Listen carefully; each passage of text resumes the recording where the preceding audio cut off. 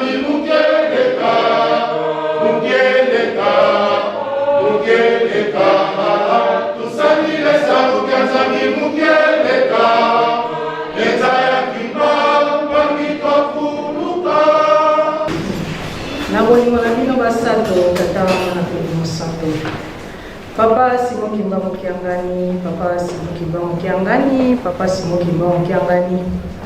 Papa ya yambo tozongisi merci mingi. Pambate yo bateli biso poso mobimba. Okomisi biso na mokolo lelo ya dimanche ezali mokolo ya monene. O tokomataka na kati na ngomba ya bule na tina ya kokemisa na mokolo lelo. Yango papa biso bana na yo. Tomati na kati na ngomba na bule pona kobelela sekongo na yo. Ya mibale tozongisi merci mingi. Ndenge yo bateli biso komisi biso na mokolo lelo kumisa mazwa lokumu. Papa ni na kosenga ona ngonga oyo ngana zangi koyeba. Papa na senga ka bolimbisi. Papa te nazali se mwasi ya mabe na se na tango. Na ngonga moke na kokanisa mabe na kolwa mabe na kolata mabe na kotala mabe. Ya malaka baba na be na se kongo na yo. Na sengi papa Simon Kimba bolimbisa ngamba na tukusa mona sambo. Papa na koloba nimpe na kosenga nini. Papa tokomi na ngonga oyo to sili ko banda etelo na biso église. Papa tobeli yo papa Simon Kimba yaka ebandeli ya programme. Pe bosukisi ya programme leso papa tobeli yo oza na biso elongo. Papa ni tokosenga wana ngongo yebite mingi pe na ngongo bazala banzela. Bazali koya pamba te bakuma nesiko kuma te bakobela se komona yo. Ali mokolo ya monene le 6 juin. Papa opesi ya mosika ya bana ya faki. Papa tokoloba nini? Lelo ezali likolo ezali ya kofongwama. Ba fenêtre ba porte. Papa banda 0 eyokaki libondeli ya mwana yo moko na moko. Oya sila ekosenga ona mokolo wa lelo. Yango toleli papa Simon Kimba Mokiangani. Papa salisa biso. Pamba te tozana ekimeli mosusu te. Toabele bomba mosusu papa yonde ekimeli na biso. Yonde bomba na biso. Pamba te ba problème na biso nyonso. Mikumba la biso nyonso papa tokopesa muka se pai na papa Simon Kimba Mokiangani. Papa totie likia na mayenyoso oyo mwana yo asengi na mokolo mwa lelo. Papa totie likia papa yo kokokisela biso yango. Yamana papa tosengi kimia katikati na banjoto na biso. Milimo na biso, mabota na biso, kwa famila biso, kwa foye na biso, papa topesi epai na yo. We ngio papa salima. Satani kozana kimia na bolingo na bino basato tata mwana peli mosanto kosenga matama nyonso. Amen. 34 to tukumisato na mine kino na 12e 13e verset. Soki tumoni tukutanga na komba tata mwana peli mosanto. Mokonzi Nzambe Kimba Mokiangani tata kotika biso te. Ndenge mokili mobebi kufa yeli biso na mokili tata. Mbele pe bayindo tozali sekolela ekimelo ezali te. Tata Kimbana yokela mokili mawa. Tata yaka osunga biso yonde bapesa Kimba kotamisa mokili oyo. Sosolisa mokili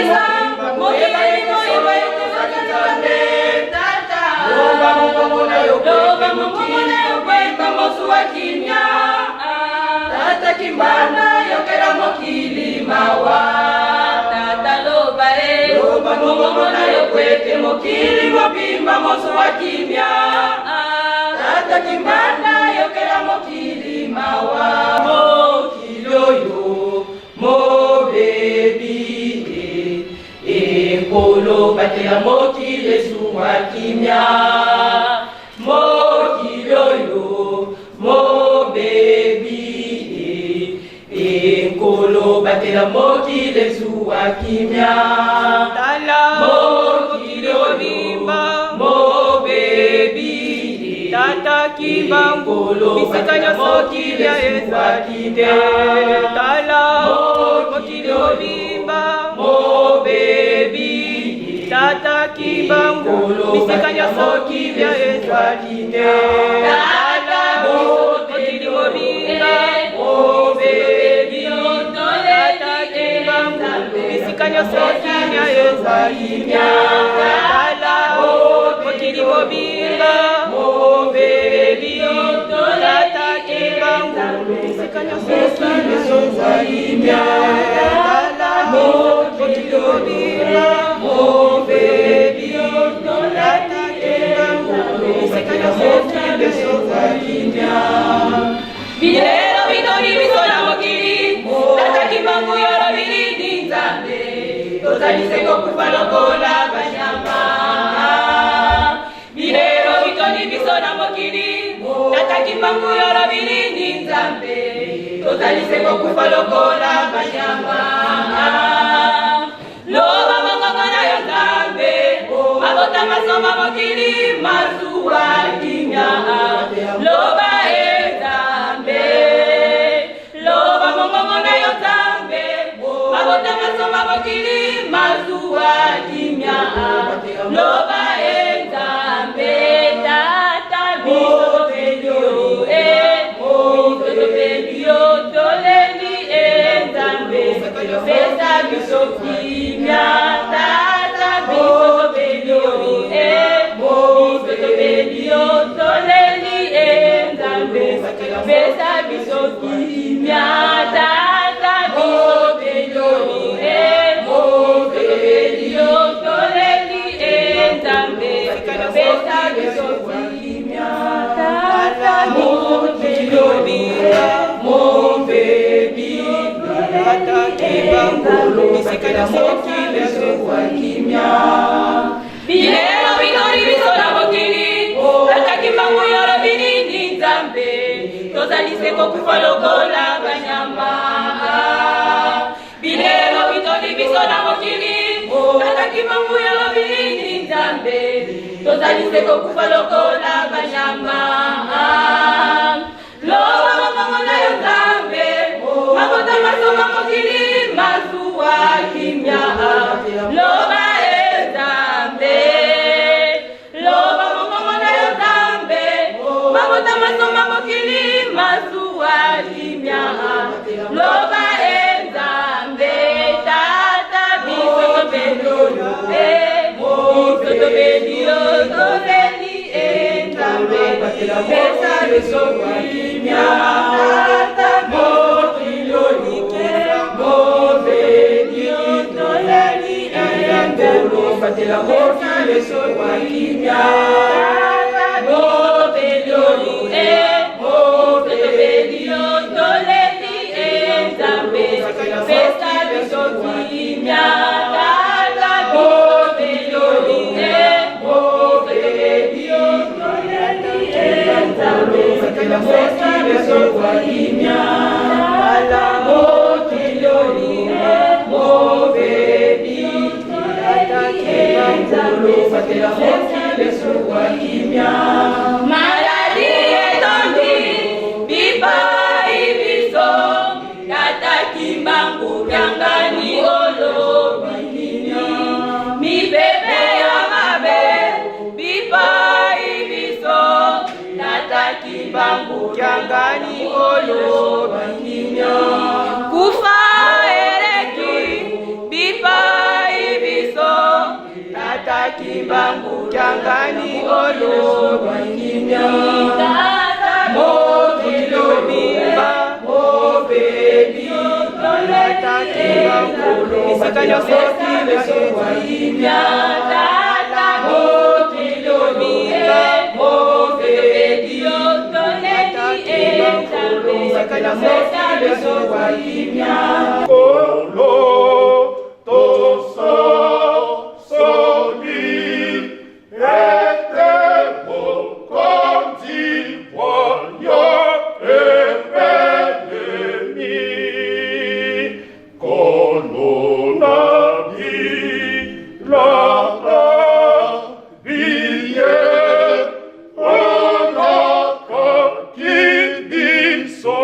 Bilo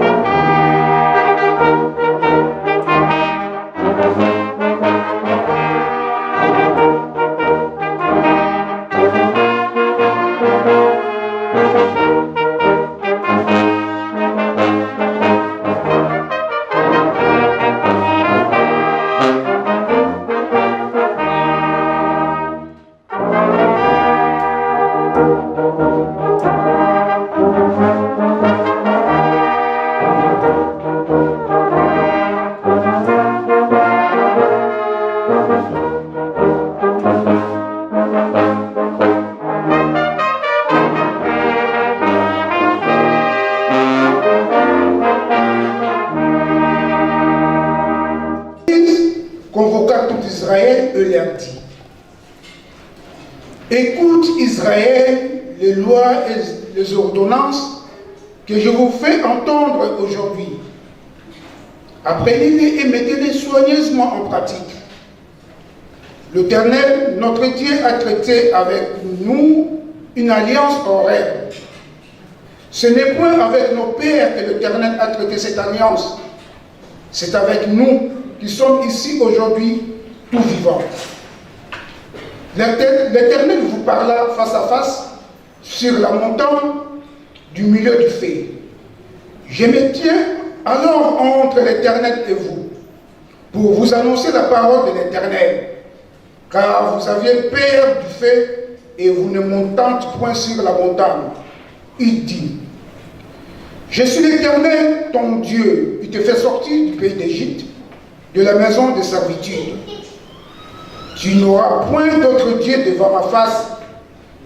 Tu ne te feras point d'image taillée, de représentation quelconque de choses qui sont en haut, dans le ciel qui sont en bas sur la terre, et qui sont dans les eaux plus bas que la terre. Tu ne te prosterneras point devant elles, et tu ne les serviras point. Car moi, l'Éternel ton Dieu, je suis un Dieu jaloux, qui punit l'iniquité de père sur les enfants jusqu'à la 3e et à la 4e génération de ceux qui me haïssent, et qui fait miséricorde jusqu'à 1000 générations à ceux qui m'aiment et qui gardent mes commandements. Tu ne prendras point le nom de l'Éternel ton Dieu en vain, car l'Éternel ne laissera point impuni celui qui prendra son nom en vain. Observe le jour du repos pour le sanctifier, comme l'Éternel ton Dieu te l'a ordonné. Tu travailleras 6 jours, et tu feras tout ton ouvrage. Mais le 7e jour, le jour du repos de l'Éternel ton Dieu, tu ne feras aucun ouvrage, ni toi, ni ton fils, ni ta fille, ni ton serviteur, ni ta servante, ni ton bœuf, ni ton âne, ni aucune de tes bêtes, ni l'étranger qui est dans tes portes, afin que ton serviteur et ta servante se reposent comme toi. Tu te souviendras que tu as été esclave au pays d'Égypte, et que l'Éternel ton Dieu t'en a fait sortir à main forte et à bras étendus. C'est pourquoi l'Éternel ton Dieu t'a ordonné d'observer le jour du repos. Honore ton père et ta mère, comme l'Éternel ton Dieu te l'a ordonné, afin que tes jours se prolongent et que tu sois erré dans le pays que l'Éternel ton Dieu te donne. Tu ne tueras point, tu ne commettras point d'adultère, tu ne déroberas point, tu ne porteras point de faux témoignages contre ton prochain, tu ne convoiteras point la femme de ton prochain, tu ne désireras point la maison de ton prochain, ni son champ, ni son serviteur, ni sa servante, ni son bœuf, ni son âne, ni aucune chose qui appartient à ton prochain. Toleki, ma 2e tour, Yanze Bodem Toleki. Atelemi na bokonzi bwaye, akela mokili, akela likolo, pe biloko biso na lolenge na ye. Akela mokili, akela likolo, pe biloko biso na lolenge na ye. Mendele na ye ekokepa obokakamba Yerusalemi. Mendele na ye ekokepa obokakamba Yerusalemi. Ojali nyonso kulanga mbe mbangu yo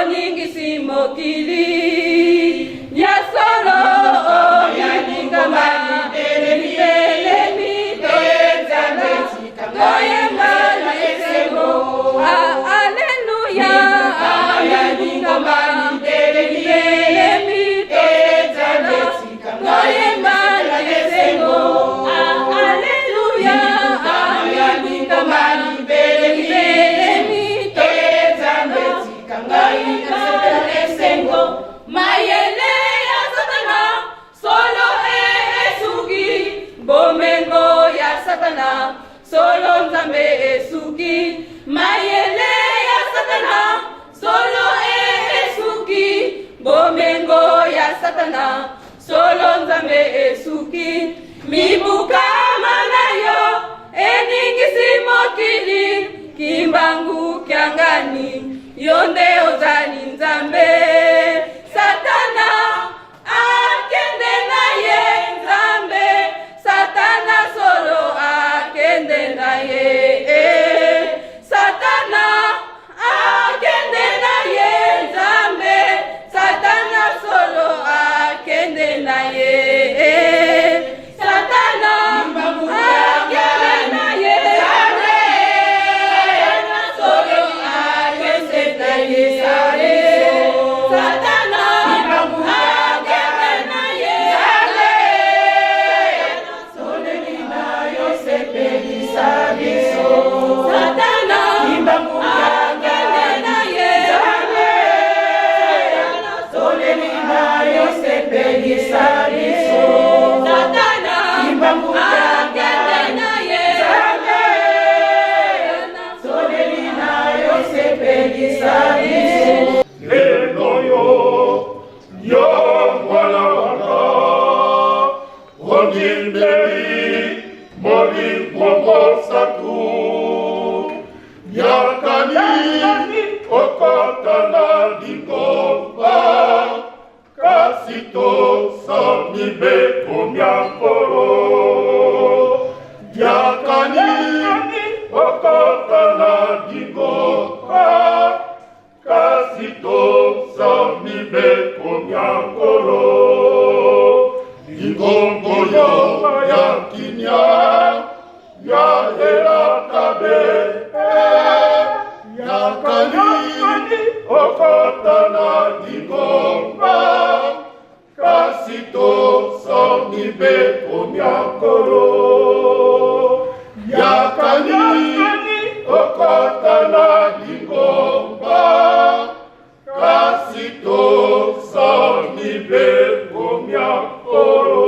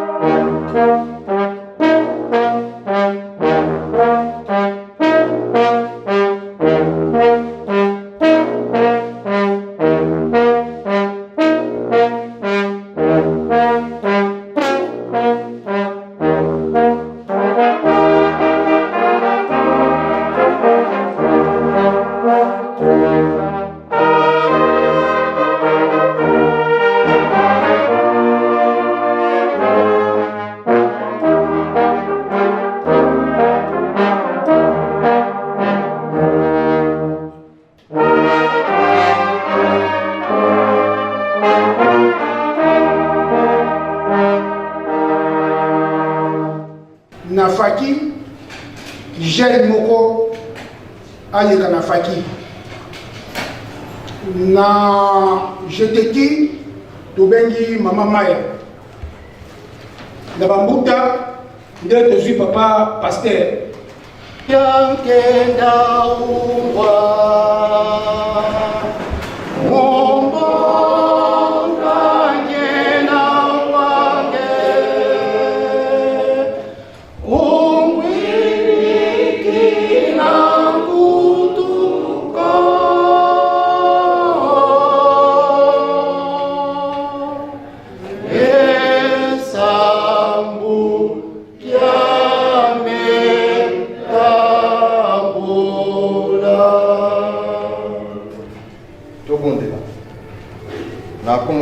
tata mwana pe tata molimo santo papa Simon Kimbankiangani papa Simon Kimbankiangani papa Simon Kimbankiangani papa totonjo butonji ko ete bolingo neza monena bana na yo papa ya mboto senga papa oye makanisi pe mitema na biso ya mwana papa tika eto petolanga po ete liboso natanga kombono papa na kokisa mite kokisanga na mape na bolingo na yo Nzambe tata ko leseli mon santo 6 juin 21, 6 juin 2021.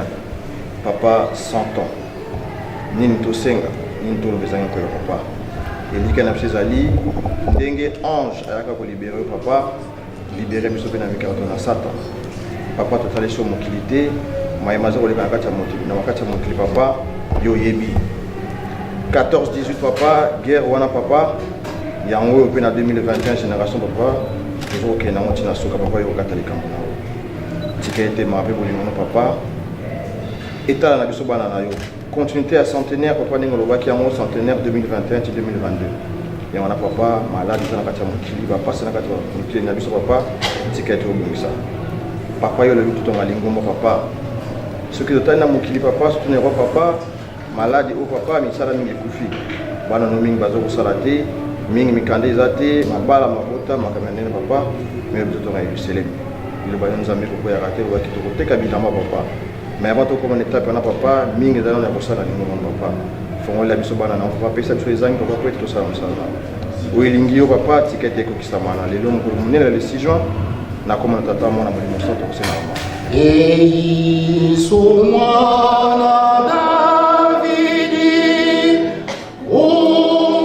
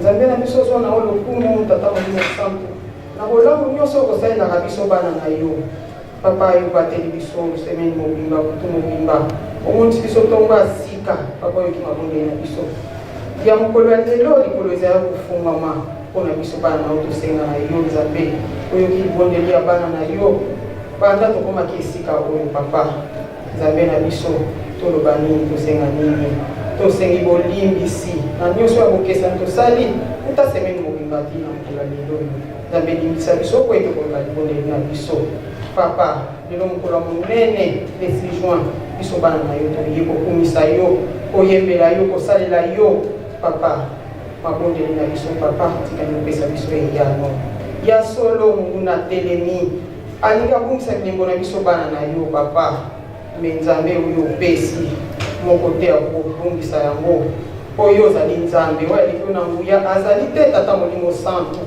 olobi na biso totelema kaka na mabondeli surtout ya bangonga tozangisaka te nzambe na biso yo nde ebakeli na biso tosengi obomba biso na ebombeli ya kimia mpo mapamboli opesaki biso bana na yo le 6 avril papa tokoka kosalela yango yo kaka tokofongolela biso papa tozokozela ngonga yo olobi na biso bisengo si ebelemi mokili mobimba bakoya koluka yo nzambe kuna na nkamba Yerusalemi tozokomona yango papa fongolela biso bana osalela biso ya bokesani na biso na ndenge tososoli yo papa toye liboso na yo oyo bongisi mpona bana na yo na mokili mobimba na nkamba Yerusalemi esengo monene ezali kuna ikande na paroisse na biso ya Blanc ndenge papa opekisela biso yango kimia na yo tokosengaka na banzoto mpe na milimo na biso kimia na lingomba na yo molimo santu kimia na tous les 3 Congo RDC Angola Brazzaville yango soki ezwi kimia kotambola na mokili mbima na 5 continent Afrique Europe Amérique Asie mpe Océanie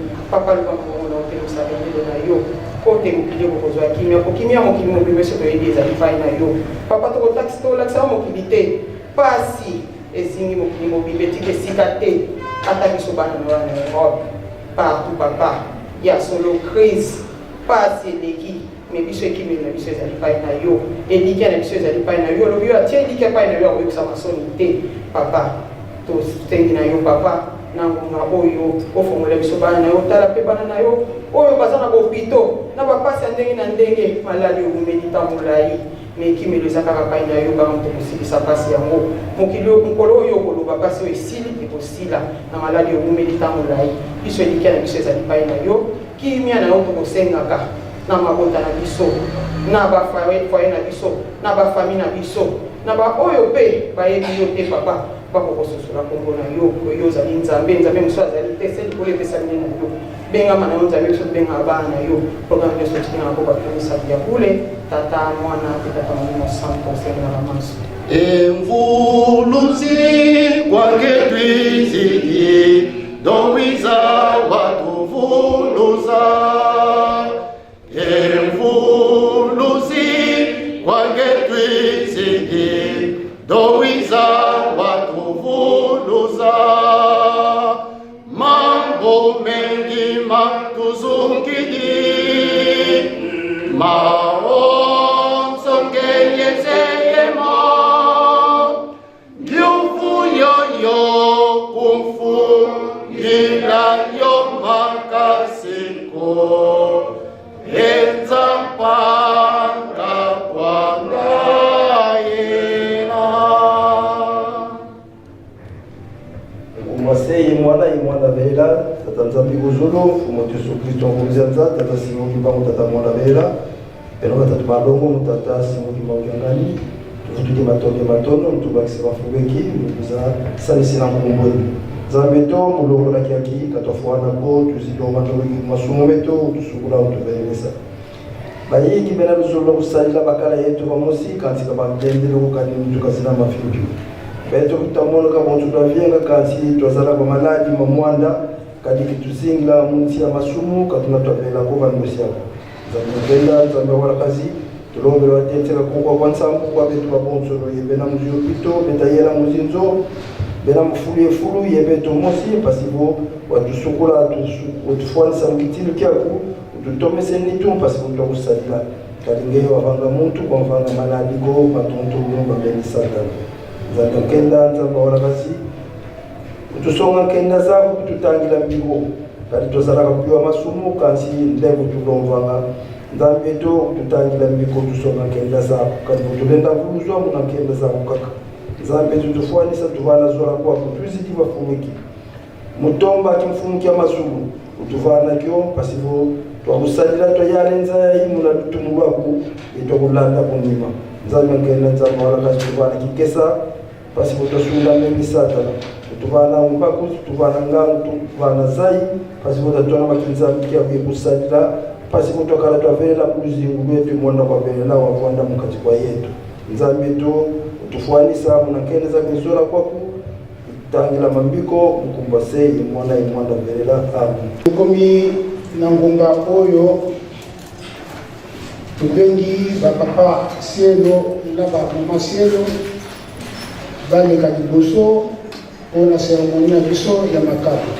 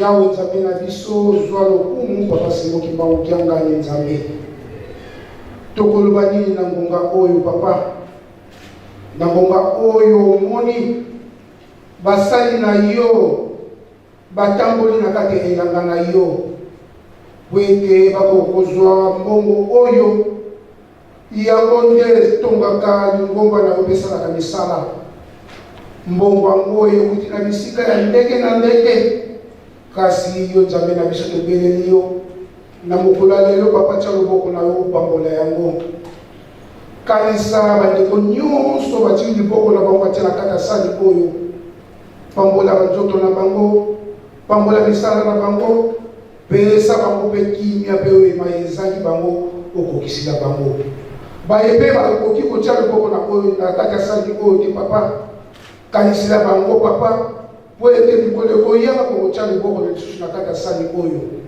pesa bango mayezaki bango pesa bango nguya na yo papa pesa bango mpe moyen mpe na santé po ete mikolo ekoyaka kokotia liboko oyo totonga lingomba na yo ya molimo mosantu kimia na yo nzambe na biso tosengaki tobelelaki tobandela programe na biso mema biso mpe kino na suka na kombo ya tata mwana mpe mosantu amen.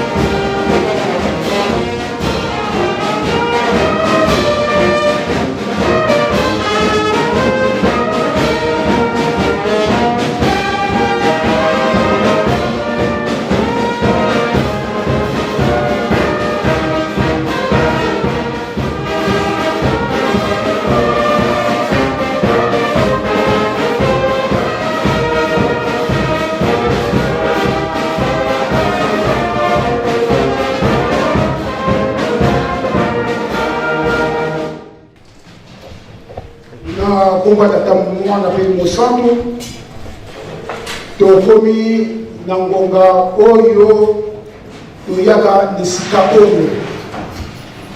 esika oyo na ntina mosusu te na ntina ya koyoka likambo ya tata nzambe mpe tokomi na ntango yango na baye oyo bayaki nsima totangaki na mikanda na biso mibale totangaki na Psaume de David tozwaki chapitre 34 tobandaki kotanga na verset 8 kino na 17 to so mpe bazwi occasion okokotanga mobimba nango eza Psaume moko ya kitoko yango mokonzi ya bible apesaki biso totangaka ntango nyonso toleki na mokanda na biso ya mibale oyo totangaki na bomesani totangaka na Exode chapitre 20 mais lelo tozwi Deutéronome mpo ezali rappel tozwi Deutéronome chapitre 5 tobandaki na verset ya liboso kino na tuku mibale na moko nde na ngonga oyo tokozwa kaka mikanda mibale me nde tokotanga mwa mingi moke pamba te ezali bahistoire tokozwa na Actes des Apôtres to misala ya batoma tokozwa ya liboso na chapitre 6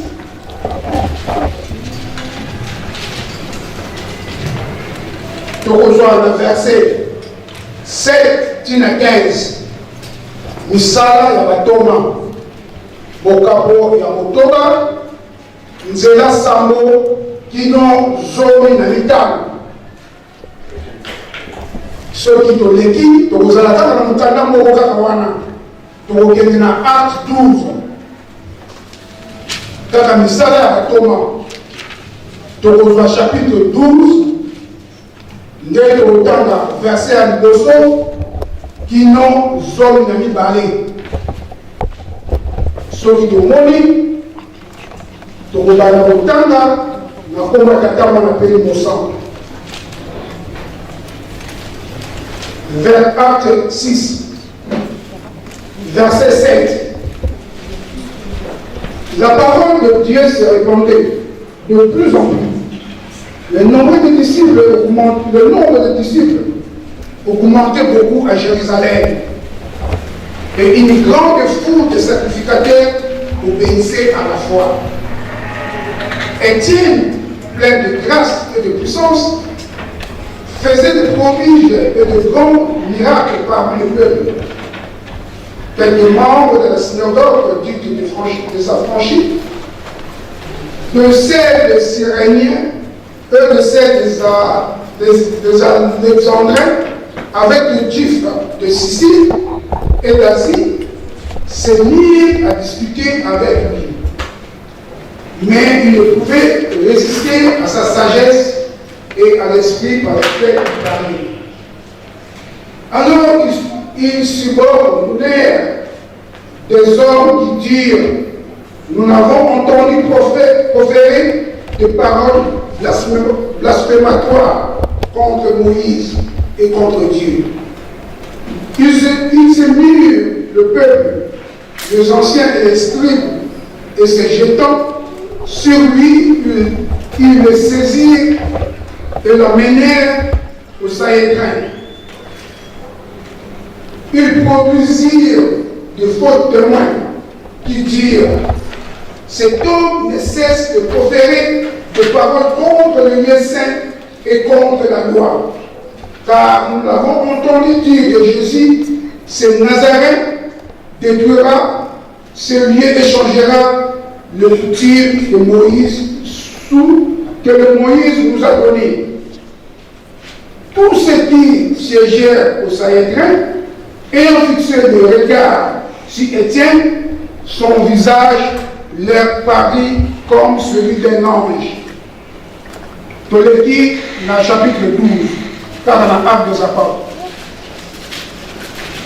Vers le même temps, le roi Hérode s'est mis à maltraiter quelques membres de l'Église, et il fit mourir par le père Jacques, frère de Jean. Voyant que cela était agréable aux Juifs, il fit encore arrêter Pierre. C'était pendant le jour de pain sans levain. Après l'avoir saisi et jeté en prison, il le mit sous la garde de 4 escoliades, de 4 soldats chacun, avec l'intention de le faire comparaître devant le peuple après la Pâque. Pierre donc était gardé dans la prison, et l'Église ne cessait d'adresser pour lui des prières à Dieu. La nuit qui précéda, le jour où Hérode allait le faire comparaître, Pierre, lié de 2 chaînes, dormait entre 2 soldats. Et des sentinelles devant la porte gardaient la prison. Et voici un ange du Seigneur survint et une lumière brilla dans la prison. L'ange réveilla Pierre en le frappant au côté et en disant: lève-toi. Les chaînes tombèrent de ses mains. Et l'ange lui dit: mets ta ceinture et tes sandales. Et il fit ainsi. L'ange lui dit encore: enveloppe-toi de ton manteau et suis-moi. Pierre sortit et le suivit, ne sachant pas que ce qui se faisait par l'ange fut réel, et s'imaginant avoir une vision.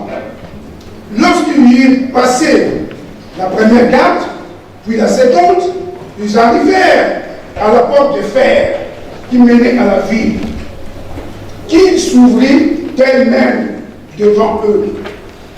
Ils sortirent et s'avancèrent dans une rue. Aussitôt l'ange dit à Pierre: revenu à lui-même, Pierre dit: je vois maintenant d'une manière certaine que que le Seigneur a envoyé son ange et qu'il m'a délivré de la main d'Hérode et de tout ce que le peuple juif entendait. Après avoir réfléchi, il se dirigea vers la maison de Marie, mère de Jean, surnommée Marc, où beaucoup de personnes étaient réunies et priaient. Tout bon. Nous n'avons pas d'attendre le pays de nos sangs. Il y a un examen avec ce que nous avons. Les deux animaux pour la monnaie qui tombent et s'éloignent. Quand si Nathan voit les années qui passent, on va dire dans le Rwanda, dans 21, les années qui passent pour les là. On va dire qu'il n'y a pas de ceux qui vont au Kenya. Quand si nous avons au Tika, nous avons pose nous avons à Beningo. Au monde de ce qui nous vient à yo. Au monde de ce qui nous mène à yo. Les années 50, les années 100 ans. Aujourd'hui, ce que nous avons au le 6 juin. Pour que le Oyo va envahir la cité sainte. Car si nous avons un abisso sur le Kumbu. Si nous avons un Kumbu, ça ne se connaît pas. Ma pamboli, si nous avons un Selemi, si nous avons un abisso. Nous avons un Zambé, nous avons un peu de temps. Nous avons un peu de la daga inzambe na ngai monoko ezala ngai kasi mai na kobimisa ewite pa ya nzambe tata mona to molimo sang na ngai na bandeko na ngai tokoyoka ngo tokokosalela ngo po ete mokola suka tokokopika tosepela yo elongo na komba tata mona mpe mosantu. Amen. Na komba tata mona mpe mosantu ya solo bandeko na ngai ndenge touti koloba to ndenge touti kobongela lelo ezali mokola mokili ezali le 6 juin ezali centenaire minene ya ngomba mpe mokola ngo epesameli na biso na faki bamusicien kasi tokozonga mwa nsima touti kotanga mikanda misato totangela biso totangi na Deutéronome wana nde libeko mpe matei na biso tozwama na acte de Jacob kasi na biso eza na kokaka nzembe kasi nzembe yango ezali ya motuya soki ozwi yango otangi yango okomona monene ya nzembe oyo pamba te na ntango oyo toza kovivre ezali mpenza moment précis oyo esengeli ete biso oyo intervenir. Dans la version 8, l'ange de l'Éternel campe autour de ceux qui le craignent. Namonga oyo, ange lui a tata nzambe, ba ange lui a tata nzambe, bazali kotambola kati na biso, bazali kotambola biso, kasi bazali koprotéger banani, tutu ezali wana, bazali koprotéger ba oyo, bazali kobanga tata nzambe. ezali nzembo mais soki okiti lisusu na se okomona ete elobi na biso ete craignez l'Éternel vous c'est saint tobanga tata nzambe biso bapetwami ese nakoba nzambe naza kopetwa afo banga tata nzambe il faut komipose question na nzembo oyo eseke ya papa nzambe naza kopetwa donc ange tata nzambe azali kotambola maladi mpepe toza komona eza mpepe oyo ndenge kala bandeko na biso bavivaki en Égypte ntango Moïse akendeki kobimisa bana ya Israele mpepe wana tata nzambe amonisaki monene na ye epai ya Faraon pamba te ndeli te kotika bana ya Israele babima mokili ya Égypte kasi fleo ya suka tata nzambe apesaki oyo ezalaki makasi mwana moko ya mokili ya Israele ya Égypte akokufa oyo ya liboso kasi likambo eyaki ndenge nini tata nzambe ayebisi Moïse kende solola na bayuda nyonso yebisa bango bazwa makile ya mwana meme botyaka porte na kotinga mopepe Mon peuple on est accès à souka. Et mon peuple on est yagi. Mon peuple on est yagi à loi. Ce que proche de la porte na yo, moi je n'ai pas besoin de faire koufa. Il y a un peu de ça pour vivre les lots. Les lots les années comme mon pépé. Pas par l'obéi aux ans de guerre. Aux ans de guerre nanane. Et c'est mon pépé. Cessez les faits. Ma voix l'obéi, pas par l'obéi, cessez les faits. Ma voix l'obéi, aux ans de guerre. Guerre aux ans de nanane. Cessez les faits nanane. Mon pépé a été Tanzambé, il Cameroun, Moussika. On dit ange de l'éternel grand. Ange éternel à sa tromper. Dans votre commune de Kolangaï. Pourquoi nous avons mon peuple aussi? Mon peuple est sous ma casse. Ma bimini si biso, nous pour être sur mon peuple à mot. Mais nous avons ça dans Paris. Et donc, comme ça, tant que vous avez déconfiné biso. Baba mokolo wana vendredi wana ezalaki somo baba etondi baza kopina barestaurant etondi epengana kamero napaki mibaki bakosa na bango masque baza kolia bakosepela me mokolo yango mpe ezalaki dimanche nakenda kosamba na saint denis nakomi na paroisse namoni bato moke bato baza kobanga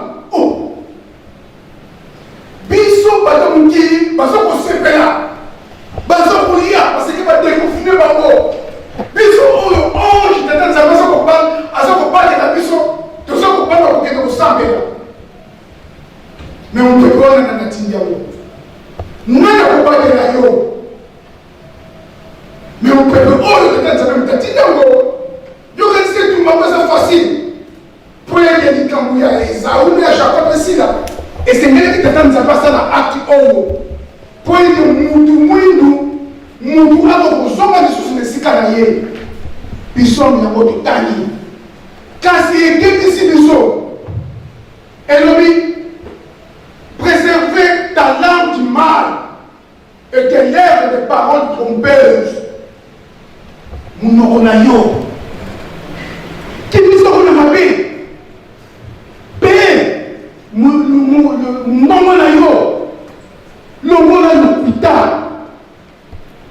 lokuta nde yakuti ekomaki mokili oyo nyonso ezala sodome ezala koko na biso mokili ya liboso koko na biso na adam na eve lokuta nde moto ekomaki bango serpent ayendaki maloba kitoko akosi mama eve sokofulie mbuma oyo miso na bino kofungwama ekokoma lokola nzambe ekoko nzambe aza kokosa bino lokuta mokili ekufi na lokuta na ntango oyo mpe ekomi tekomi na lokuta yango ememi biso na mibeko totali mibeko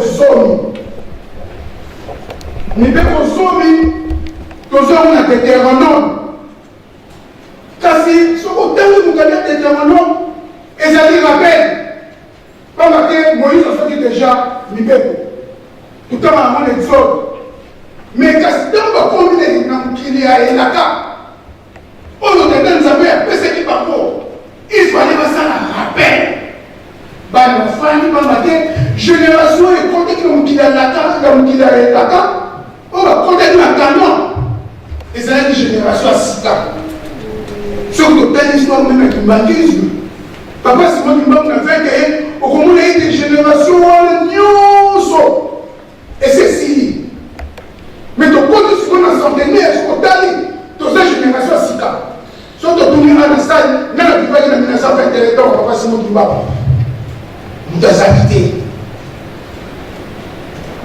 même papa simon kimbangu kianga nzambe na biso azalaki na molimo papa te azali nzambe mais na bonzoto na ntango wana azalaki te na fait te sokotali génération wana nyonso esili mais bango mpe na ntango abana israele ezalaki ndenge wana génération wana esili soko efo bakota na mokili ya elaka na mokili ya kanon tata nzambe alobi na bango borabele bango mibeko Il y a un autre temps des autres. Et il y a Deutéronome. Tout on a Deutéronome 5. Mais verset aussi, ma casse.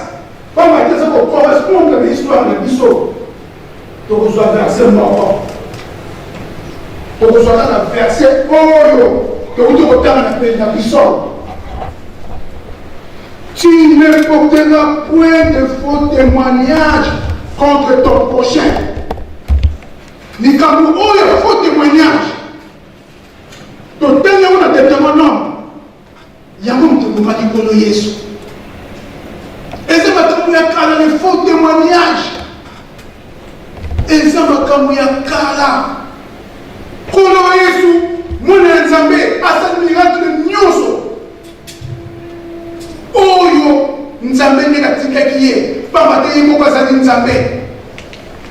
Kasa yebisi ba mo ekela. Temple oyo zo komona. Jérusalem, temple oyo. Ngai na kokomango. Na kokwesa mo nie. Kana ko reconstruire yango. Na kotonga yango dans 3 jours. Oh, il va y avoir un temple. Oh, je suis pas siècle, mais pas siècle, pour tout le monde.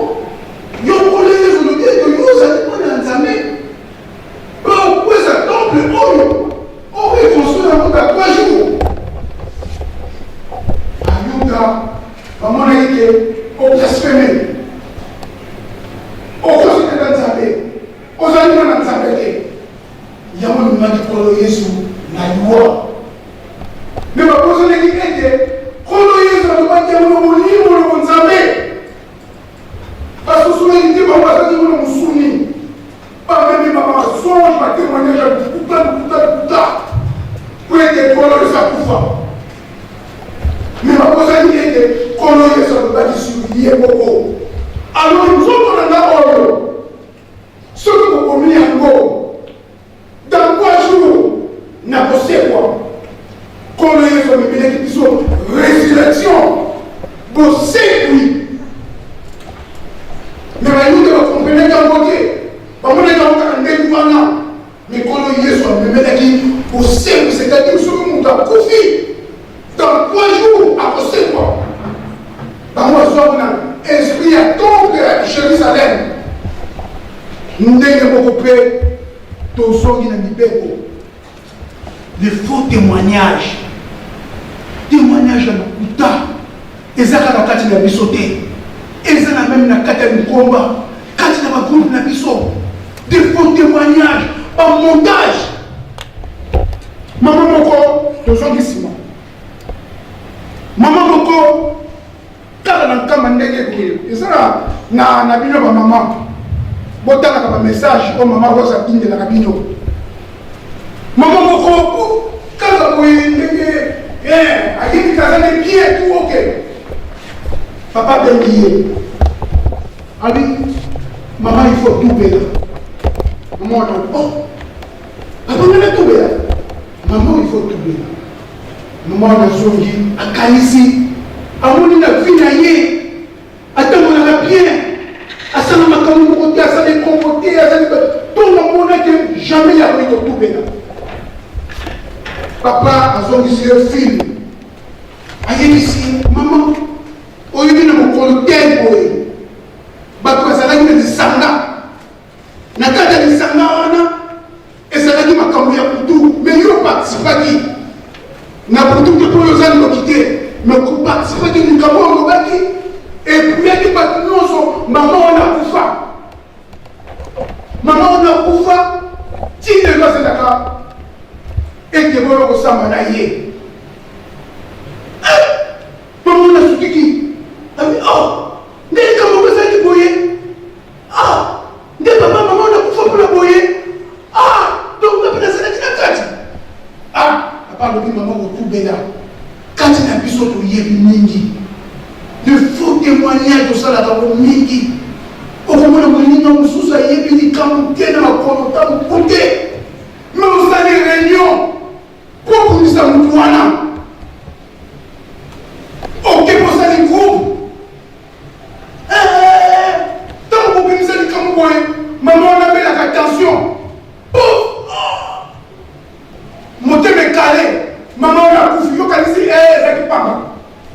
mutu mingi na biso to boma na ma téléphone na ma solo na biso entre nous tout boma ba pépé ba ndeko sans les savoir les faux témoignages de l'hôpital de Zana Moma Kasi surtout biso ba kimbangisi na montage on nous a dit que vous pouvez pourquoi boyer il faut monter une histoire surtout ba pouvoir de vous là. Sur le pouvoir, nous avons un montage midi pour aider à. Mais nous avons aider. Papa Nzamba n'a pas André, parce que papa Ndoki. Nous avons quitté. Papa André n'a pas Nzamba, parce que papa Ndoki. Donc, papa Ningani n'a pas Ningani, parce que papa Ndoki. C'est quoi là? Pour vous dire que nous avons tout. Nous avons quitté, nous avons innocents. Ce que c'est la voix, il y a papa Félix. Papa Félix a été quitté. Mais voilà, il y a une cagatia. Tant que papa Félix a lobby, il a organisé à couiller, puis ça c'est tout pour tout. À l'époque, mon père m'a dit Azan a raison. Oh, que c'est faux. Tu ne dois pas besoin de tout au capot qui piété. Et puis nous avons et continue à vous. Donc continue à vous et tiens pour nous. On va nous soustraire à la innocent. Mais il doit pas tout ça les savoir. Pour avoir appuyé le mal. Nous organisons les amis bien. Qu'on Yesu. À Koufaki. Yahoma Lubaka. La voix de peuple. De ça la voix de Dieu. Quand ça dit que votre peuple va gagner.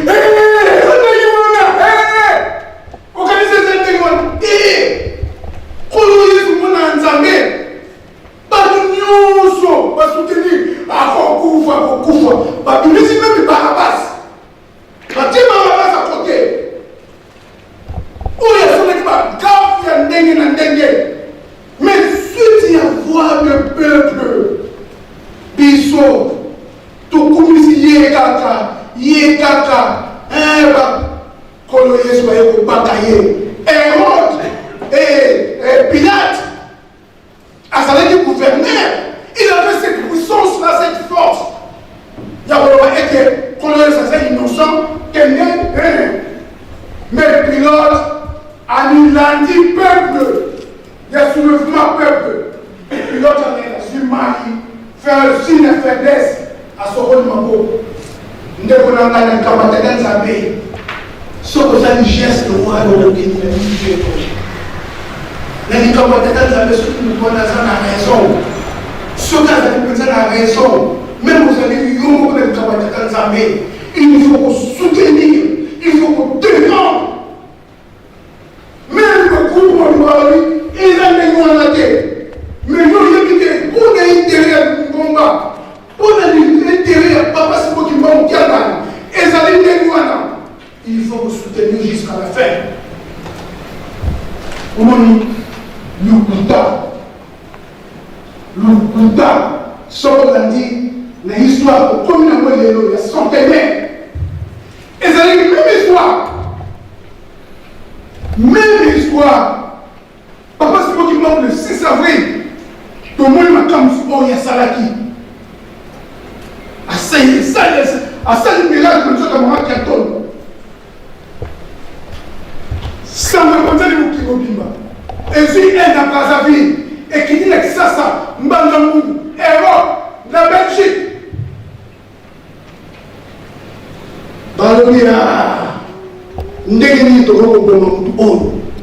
Un simple catéchiste n'a pas été à Yogi Moma Yesu, n'a pas été à Mouni Yesu, n'a pas été à Solomina Yesu, et nous avons besoin de Salema.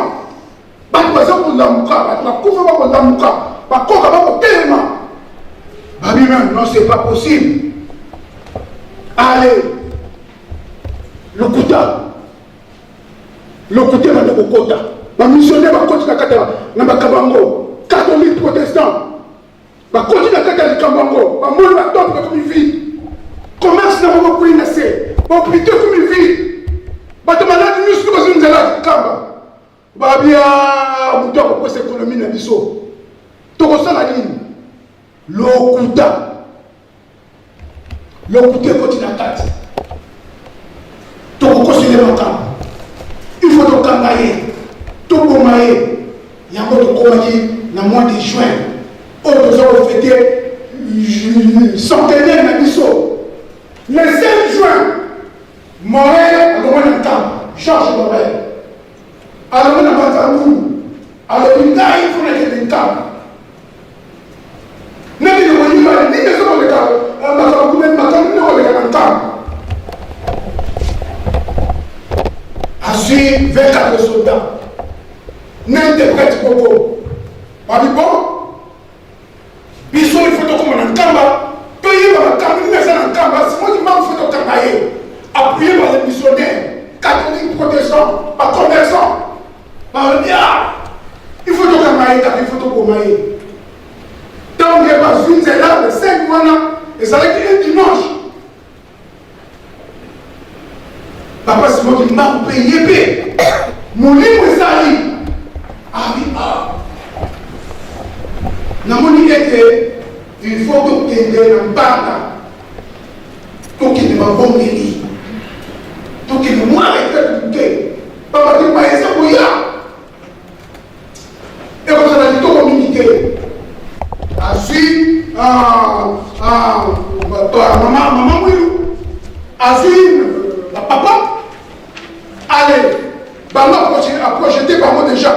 Dans la date, il faut que vous ayez la grotte. Dans la zone, alors il faut que vous mais quand il est ciment, on n'a pas de son lequel. Mais yo, laisse la tigre, il y a une date. Mon livre, parce qu'il y a une date, une carte, par exemple, musicale. Mon livre, on va une date. Avec une gagne, la tigre, il y a un moment. Mais yo, on a gagné. Papa qui se regarde, il dit, ah, papa, et si quand il y a un campement, et si quand il y a un coup fait là, on a une chose à la papa le dit à monter. Papa, mamie, à suivre ma maman, il va aller. À suivre ma tata, il va aller. Oui, pas quitter. Place, église, et qualité d'aller. À suivre papa, dans le pied, puis à suivre papa, Jean Mouko. Et de l'autre côté, à suivre maman Bomba. Non, maman Mika. Maman Bakemba. Bakemba, bon délit. Donc, bon délit. Oh, bon, on a dit qu'on est fou, mamie. Bon, chez nous, qu'est-ce que vous avez ici? Et ça, vous mettez. Oh, du colo pour les fous, mamie, maintenant. Défilez ma casse. Faut pas les accompagner. Papa Simon, allez, nous vous amenons pas nous sommes passés retrouver la qualité pas souvent. Donc on s'est retrouvé, musique, des bêtis, allez, colonier sous, Abini. Oh, Nkemo. Quand les gens béni Papa Simon qui m'a battu bébé, alors oui, ngaïtam na messi, si quoi ils ont dit reine yo. Soit Fongola, Azu Fongola, mais c'est Papa Simon Kimba. Allez, Nkemo, donc si, pas mon abord, bah c'est retrouvé dans la tête de balle. Oh, mais pas comme on est dans la tête de balle. Mais c'est pas moi. Maman m'intéresse tellement mon équipe, on est pété tout ça, et c'est moi qui m'a cassé mon équipe du colo. Aïe, c'est Papa Simon Kimba, Papa Simon Kimba. Quel bon amoni? Ah, bon bien. Ah, n'a pas fait nanga. Bon bien, n'a pas fait nanga. Parce que quel bon amoni, c'est que petit. Ah, bon bien, n'a pas fait nanga. Ah, Papa Simon Kimba, c'est une acte. Amoni, ah, c'est une acte. N'égébé, tout tangi. Namukandaya, il y a Pierre, acte des apôtres. Etienne, donc de Routi, Etienne, les années qui m'ont yé qu'on lit. On les a confiés. N'est-ce pas toujours comme l'histoire encore. N'est-ce pas l'église primitive, les années qui, n'est-ce pas l'église qui m'a dit ses années. Qu'on les a confiés. Communauté salariée à Sika. Maman dit, ah, ils sont. disciple à Yesu. Tout le monde est bien sûr tout la carte dans le limbo. Mais ma campagne est dans l'année sociale, on lit avec tout ça. Donc on va dire à on a le 7 diable. Quand le 7 diable, on a dit Étienne, Azalaki na 4. Il y a un autre acte 6. Étienne, Azalaki na 4. Étienne, le tour de la Sandine, mouillé, Nzamba, Sarate. Azalaki, homme puissant. Sur les côtés, il y a un miracle. Ah, n'est-ce pas dans l'histoire, Papa Simon Kimbangu. Matif va dire, oh, même sur le cas où il y a des moments qui collent sur l'histoire est signée. N'est-ce pas une histoire comme ça la rôle. Pas matin, roi et roi, ça dit très puissant. Abominé Bosso Jacques. Disciple Apollo, disciple Mathilde Bosso. Et ça l'a dit Jacques. Et comme Étienne, ah, par une même de Rousselay, ah, il va me lier la décision. Par exemple, on donne un exemple. On donne Sissi, on donne Assimilé. Allez, on va y aller. Escriba, pharisien. Discussion dans les Étienne. Ah, tel c'est pas mon histoire. Ndede et Bandaki. Il y a mon kindé pour la Baba Brian. Ah, mais il faut que tu aies un baboy. Baboy qui va tout à battu. Ah, ce que tu as dit. Nous devons aller pour les capuchons. Surtout ça, il faut que tu aies un pas mater sur tout ce qui est. Ne me pas ça au sala. Ne pousse ça au sala. Tout pour maïka. Allez, ça c'est compliqué. Il y a un autre lobby. Il faut témoignage. Il faut témoignage continue. Ah, un lobby. Il peut comme Moïse pour des anatinati. Ah, temple haut, écoute, tu vas au commando. Ah, ça va pousser ton combat, temple haut. Faux témoignage. Continue à Kaka, Mimi, Etienne, dans le mouvement. Mimi dit à Saïdien. Saïdien, le rôle de l'André. Saïdien, c'est un tribunal. Le tribunal, le rôle de c'est non ou bien. Ah, mais ça, c'est un bel rôle. Pas d'éviter. Donc, la ministre de l'Assemblée, il y a ma classe tribunal nouveau fort. Pas de manière que tout le monde est là.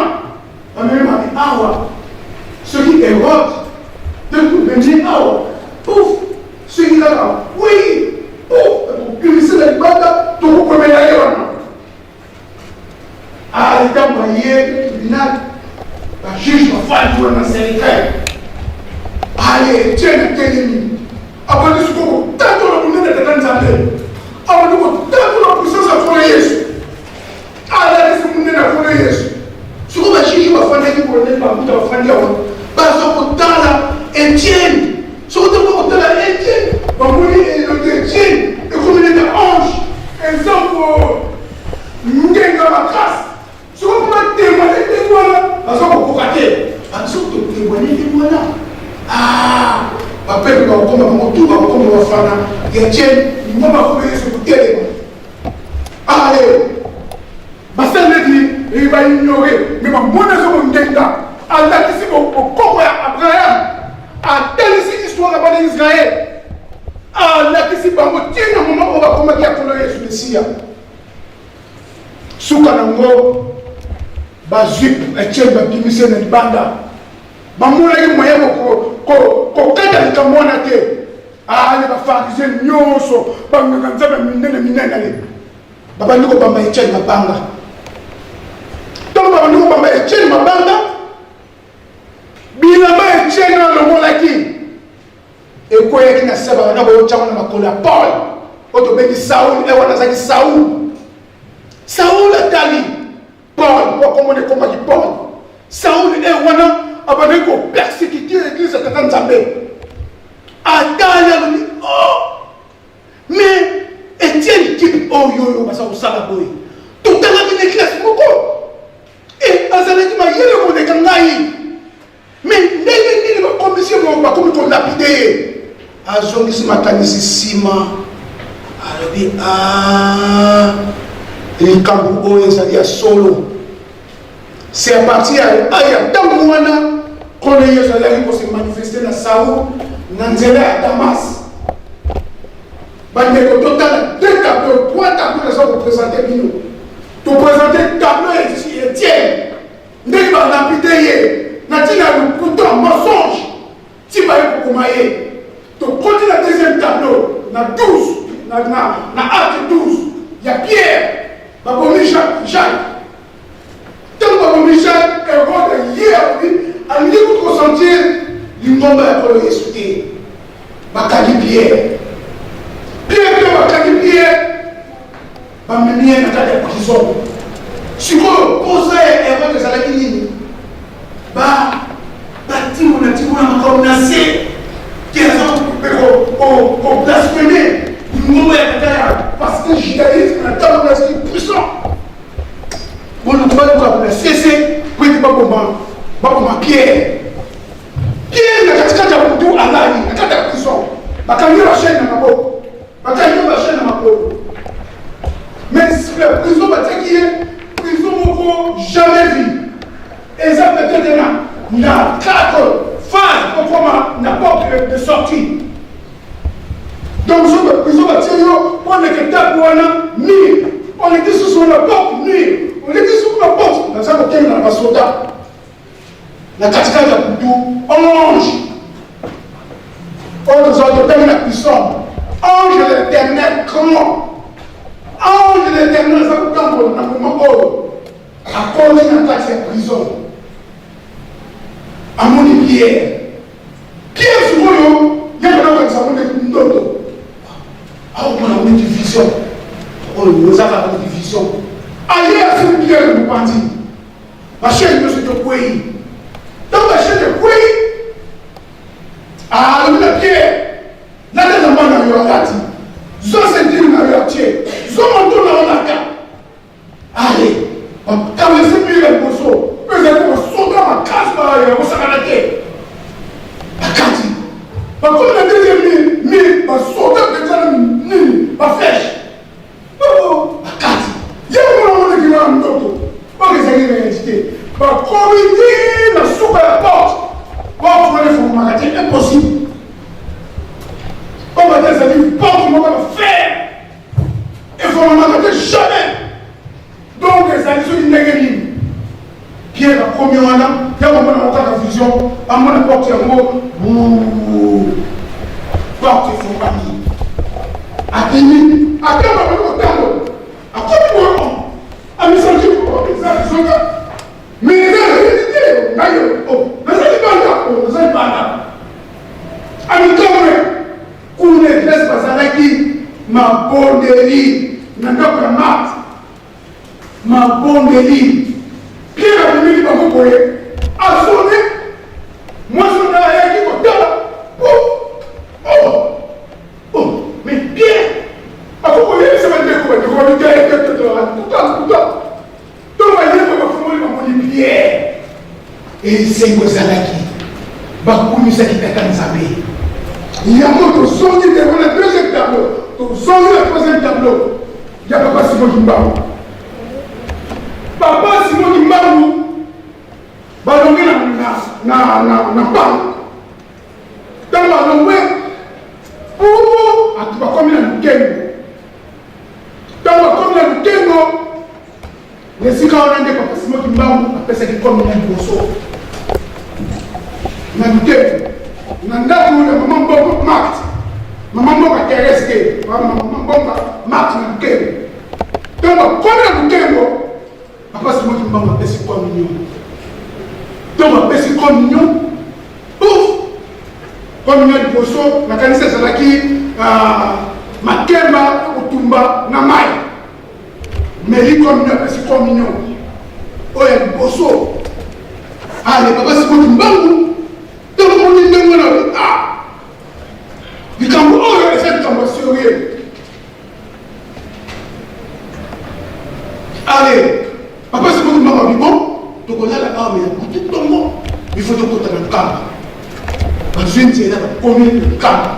Tu as combien de camp. Quand tu es là, tu vas dire, quand tu vas comme la rond-point, tu vas avoir un premier poste.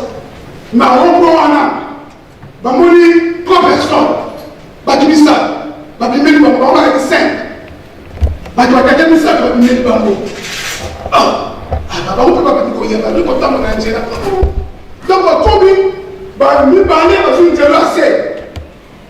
Papa, si vous imaginez que ma carte dans l'escalier, on va mettre l'escalier, on va mettre mon corps. Mi parler à succès. Allez, parce que vous quittez comme le cas de camp. Ambiance, une camp de Tony. Il y a pour ça qu'on a été. Une camp de Tony, il y a pour ça qu'on a été. Qu'on a fait. Maureen, il y a pour ça qu'on a été. Vous dites, vous ça pour y a.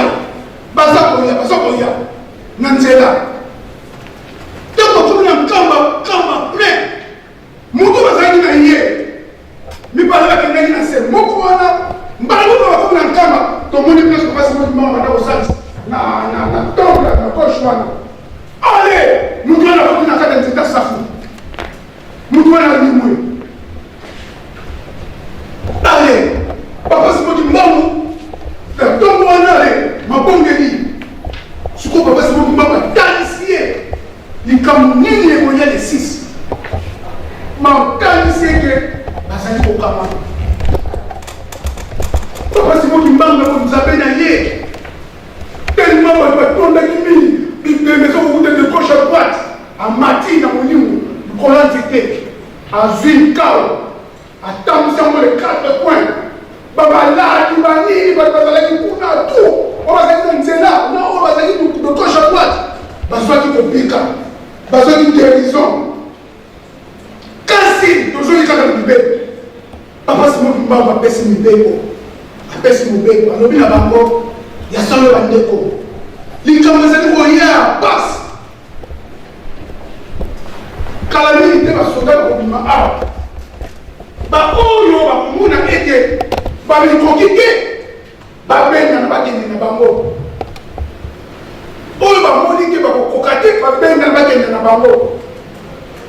Oh, yo, nyo, ça peut se soutenir au bec. Oh, yo, nyo, se doit être le cas, awa. Donc, tu as ma casse, ma bonne délire. Mon Dieu, soit, maloba, ma bête. Tokofinga, tombata, tolibanga, tolikamoko, et ça ne m'a dit. Bisous, tout ça n'a qu'à ma bonne délit.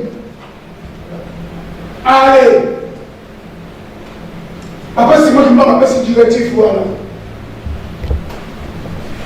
Morin, Georges Morin, qui nous a appelé, à comment la tête en tamba, à commis. Parce que tu vas commis, tu vas être déjà maillé. Parce que tu es là qui va te peindre dans la vie. Kasi likamudi le mwana naki mama moko na kombo mama nyonga azali na mwana na mkongo mwana wana komona kitamulwa bebe mwana mobali na mkongo kitamulwa mama nyonga azali na mwana naki tato azali mopanzi tato moko wa monike oh mais papa si vous tu vas salini nzambe na biso salini azokuteya biso alors nous voilà biso asalini tata on a suivi morceau à bricaler à Bambi na mutu a soldat papa te tango na mourir à komi allez ce que va béni mutu qui masasi ezaleli kobimisa mai kasi tango tata on a suivi banga à Bambi et soldat zoki allez tango a suivi mutu qui na bandu kobeta masasi asole bandu kobima alisasi moko nde kozwa mwana mama nyonga na mokongo mwana kufaki omoni makambo elekali le 6 juin ntango soda bawe mpona simoki mbangu ange azalaki na nzete ya safu ange akimi aye apotoli soda munduki ale azwi papa simoki mbangu na molimo le to baka kokweya na mwanza kenda ozo komona papa simoki mbangu sikoyo apeti komona sene ezokoleka na nkabo na musika sikoyo meme kolo yesu nini boye kolo yesu alobi pamba te batosi te pesaki bango mobeko mutu moko te asala mokulu Mais tata on a fait qu'il parle kaka. A peut-être mwana akufaki. Nde okenge papa Simoki Mbangu na madansana ndeze mona na kiwana. Mais bakamaki, papa Ndandi, tout ça, bamikele bakamaki bango déjà. Omoni menzele mona na kiteke ya okenge mbazansana menzela wana. Faites la biso 6 juin wana. Maman a dit okenge na moni le faux témoignage. Le faux témoignage. Sur le lien de communauté, papa, c'est la chose que les accords de les accords. Sur le lien de papa, c'est la chose comme mon nez. Et comme un nez, nous avons papa le Pélégambo. Tout dit qu'à un montage. Tout dit qu'à le faux témoignage. Yo moni les campés, on se confirmer. Ah, il y a solo. Non, on a salé Wana. Ah, il y a solo, il y a salé Kiboy. Mais là, on condamne à cesser. C'est le faux témoignage. Mais les lots, les Camboyo, Belges, catholiques, protestants, basés na poche monga pour bango les lots qui se sentent. Papa Simoki Mbangu, na maye nyoso ko nekana mukili, azali ni pour le ngai. Je te dis, je vous dis que vous êtes sur la deuxième voie. Le deuxième tour. Ozali, nini ponanga. Nzembo wana, ozali nyonso ponanga. Tena nzembo wana. Tome kososola. Mingi bakufuna mupepe oyo. Mingi basali nyonso tozali na dikata kokoma. Mais lelo Simoki Mbangu azali nini pona ngai tena nzemba jete kitolanda ngai ozali nyonso na ngambe Mbangu yonde nzambe nakundaka elokele yonde makasi nanga nibukama na yo nzambe sikana yemba lesenge ebele singelo ebele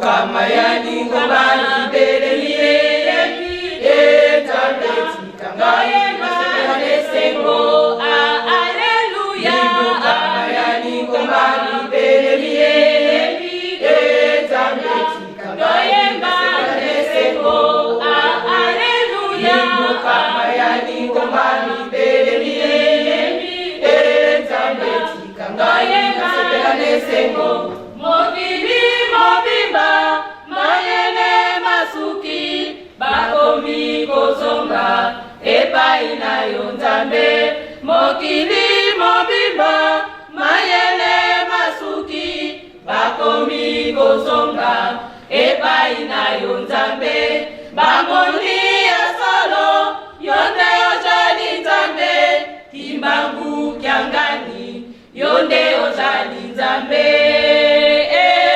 kamba ekotonda solo kamba ekoningana kimbangu nzambe oningisi mokili kamba ekotonda solo kamba ekoningana kimbangu nzambe oningisi mokili ya solo onibukama berelie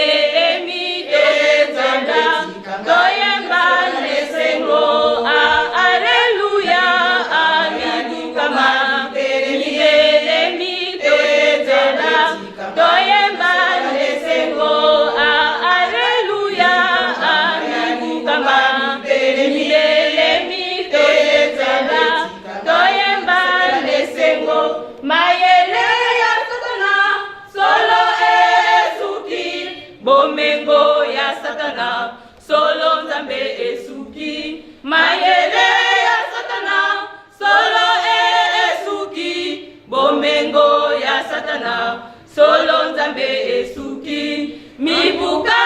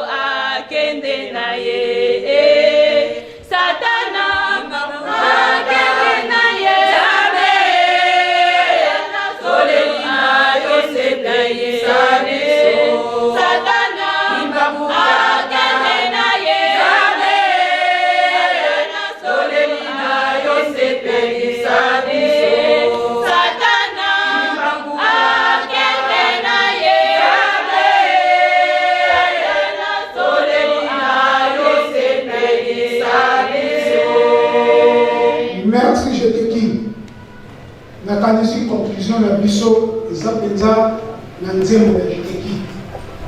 Papa Simon Kimbangu amoni pasi. Amoni pasi. Na kanisa bandeko ya Faki ntango bakoleka awa bakopesa biso historique ya ndenge ya Faki. Mais musique oyo ebetabaki le 5 juin. Oyo bapapa mama mbongo bamonaki. Papa ndani bamonaki, papa mukoko bamonaki. Yango omoni musique. Papa yebisi bango mikolo koya. Okomona yango boye na miso. Mpe bokosepela yango na solo. Yango monete kambo Faki. Efungwami. Papa lobi ete ezali sekiri na ngai. Sikoyo tokokisi 100 ans. Ndeko na ngai bakoko na biso bamonaki yango te. Baespekaki kutu batata na biso mpe bamonaki yango te. Mais ngai na yo tomoni 100 ans. Tomoni mayese koleka na mokili. Tomoni mokili eningani. Mayele bato mokili esili. Tozwa vaccin te. Quand on dit vaccin, les Indiens, parce que le vaccin sont aujourd'hui, au bout de 6 mois, ils ont couché sur le vaccin. Mais vous pouvez faire ça. Ils ont couillé à ma casse, qui est dans l'Inde, qui est dans l'Afrique du Sud, qui est dans le Brésil. Tellement de gens beaucoup fort. Passation du pouvoir. Pas par le cessez-le-feu. Macron, le met dans la guerre. Passation du pouvoir. Il y a Jacob, qui est dans Esaü. Il y a Esaü, qui est dans Jacob. Passation de pouvoir tellement qu'il n'est ndani. Yo pesi papa Simon Kimbangu nini. Ngai papa nzambe na pesi papa Simon Kimbangu nini. Papa Simon Kimbangu alobi la biso ete misère. Pangole bino nyonso. Bande ko ngai. Toza ko pamba. Mais sikoyo yo papa mi. O pesi papa Simon Kimbangu nini. Elamba ni lolati. Eza ko simo apemenga na latike. Elamba no molimo. Olatika nini? Na koswana, na kubunda, na mateto ya kuta, na ikobo, na lindoki. Étape de ce qu'on va vendre comme pepoto, étape de okende. Nous avons beaucoup j'ai quel à ça pour mettre un colon. Et ça qu'on a besoin d'aider. Ballon, ballon, kaka. Ballon na centenaire, donc ballon na centenaire, bateau. Il y a pas moyen. Batu o ba petwa mi nzambe ayebisa boso avant ça la kitambo apesa boso ba nzembo to koti biso nyonso na kasaka na biso to lobi eti o centenaire leki nga ba nzambo la kokaka na zongi kindoki na so continuer na kokaka ngai ba nzambo la kokele kobo na zongi kaka le kobo ngai ba nzambo ba tato na kuta na zaka na tige na kuku na mateto na lukuta ngai papa nzamba na kuyiba na zaka na kuyiba nzamba shesheki ekimi elobi ete ba oyo balongi nde bangonde bakokota na centenaire ya sika. Est-ce que centenaire ici le 6 juin tokokende le 12 octobre tokokota ti le 6 avril 2022 pour être clôturé année du centenaire. Aux Andalais, les Konanga. Mais tu continues à biso, na kasaka na biso akaka. Tu changes de biso té. Biso va dire que tu seras un événement. Ce qui est 2 jours, au sein de moi, chauve-souris, ce qui est personne, ce qui est délit. Moi, dans ma langue. Mais ce qui est fait le Messie, tu es délit. Tu es pas que tu es un basso. Tu es pas que tu es un baissé. Tu es pas que tu es progressé. Nous sommes tous en exemple à la biso Kimbangu. Mais Kimbangu ça sika, on papa si poti mbamba ça préparer biso. Poto qui est dans mon kili ya sika. Oya kimia papa kena mbana sana na sala ki témoin. En 2023 na 2003 na mbana sana na sala ki présent. Donc papa Simon Kimbangu alobi eke mikole koya banzemba mawe kosila mukolamba kozala biso mikolo koyeli kozala biso kaka bisengo na bisengo asosoli yeboli ngai Kimbangu kya nani na ye mpona ya kokokisa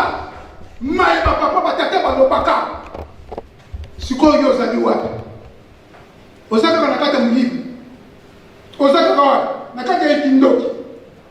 Ozaka kawa, nakata lukuta. Ozali wapi, nakata songi kokabola bato. Ozali wapi ndeko na ngai. Esiko wana papa ya ngenda. Na soara batambusi, sisi, 5 mois en Kamba. Voilà que ce que vous avez jeune pasteur, il y a la faculté de Sinisi. Dans la 5 mois en Kamba, à une de sa soirée, il y a la table dans le centre de la guerre. Oh, il permettait de pasteur, la table dans le de sa soirée. Ce que vous allez dire, pasteur, oh papa, tiens une côté. La soirée, on peut s'en mode jamais.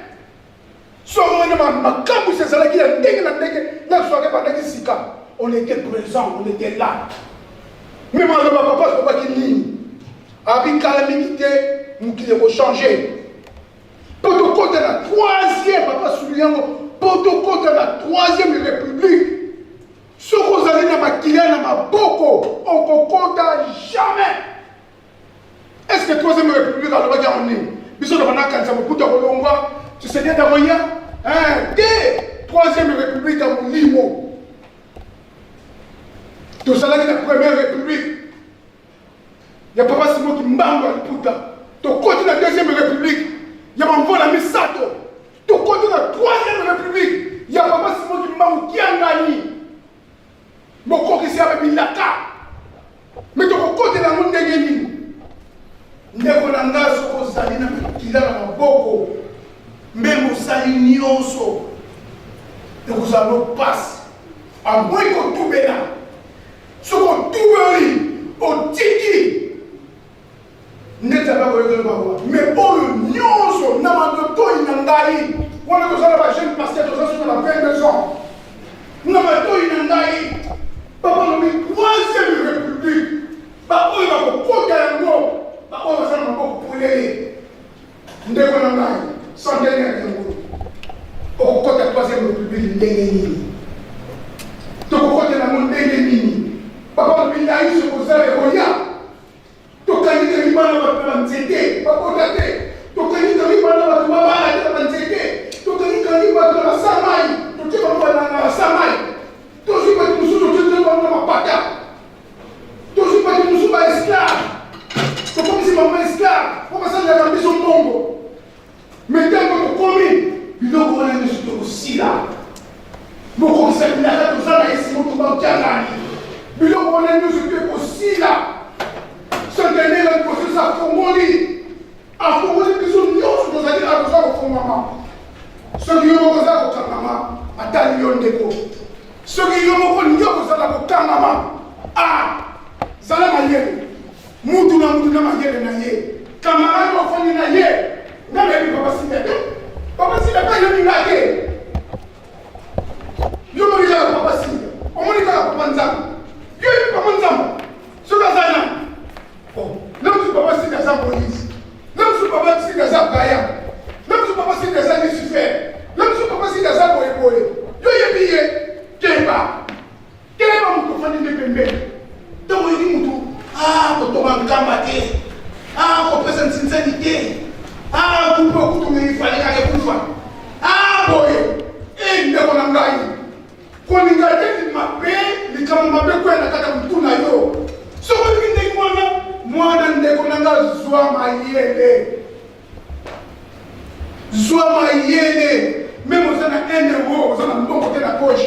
Ceux qui 1 euro, on a un bon côté de la poche. Papa, ça dit, dernière volonté. Papa, vous m'en battez dans 2019. Dans Kamba.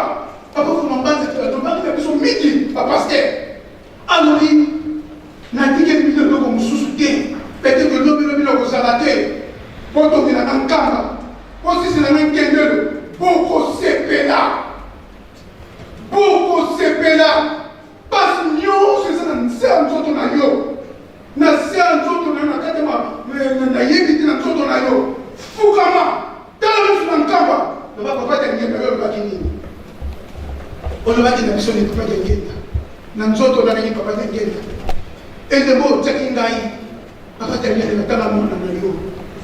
Passé, maladie,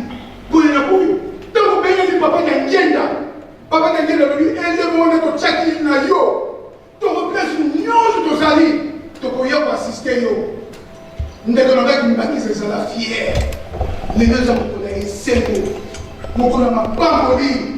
Papa, si vous dites, bon, qui a gagné ça, on va quitter le 6 avril, tout ça qui va pas mourir de l'année. Nous disons que ça y est, ah, nous disons que ça y est, ah, nous disons que ça y est. Tout ça, ah, tout ça ne m'a pas mourir, tout ça, tout ça. Mais nous, nous faisons aux âmes à Bissot.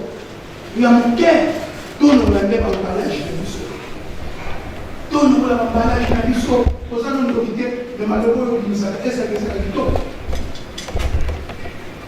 malheureusement, nous sommes à est-ce que c'est plus ça, papa? Malheureusement, nous sommes à Wana, et bien ça va être ma bakouté. Malheureusement, nous sommes à Wana, est-ce que nous avons ces pédales? Nous mettons pour ça des années de conscience. Tout si vous voyez, nous avons combattu la Cameroun, nous sommes Amen. Et nous avons sonné sur le ciel. Donnez-nous aujourd'hui notre Père, Dieu. Pardonnez-nous, je pense qu'on nous va donner si nous sommes pensés. Ne nous aidez pas à la personne de l'église du mal. Car c'est la loi à partir de plaisir, le règne de la puissance et de la gloire, au nom du Père, du Fils et du Saint-Esprit. Amen. Amen.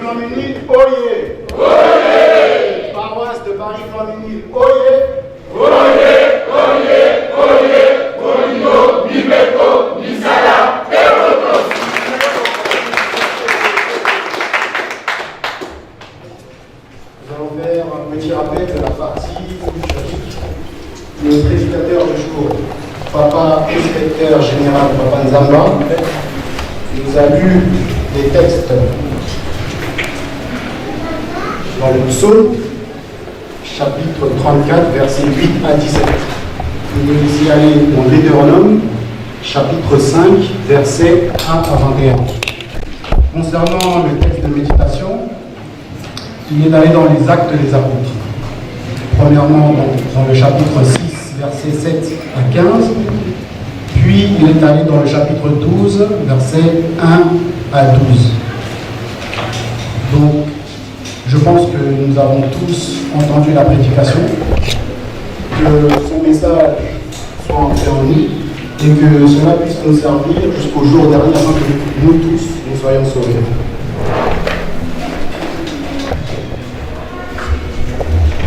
Kamba Oye! Oye! Kamba Oye! Oye! Kamba Oye! Oye! Oye! Oye! Yemse Nyamba! Jikunyamba! Katanzami! Fuisu!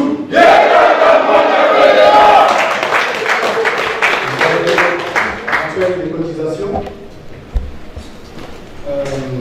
Concernant les cotisations, nous avons pour la taxe du budget 2021 des $10 de Papa Simon Kimbangu. Nous avons également le 13 juin notre rendez-vous à la paroisse. Il y aura un grand salle, donc préparons-nous en conséquence.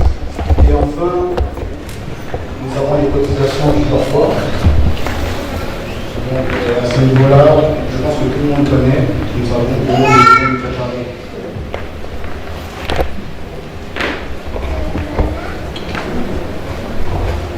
Papa Simon Kimbangu Kyangani.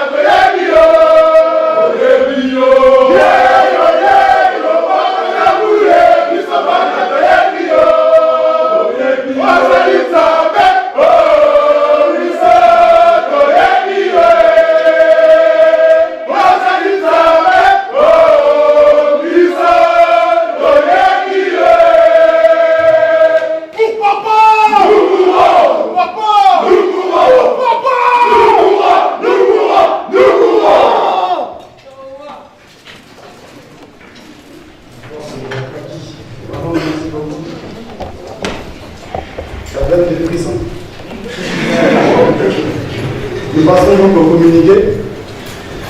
Nous allons être rapides.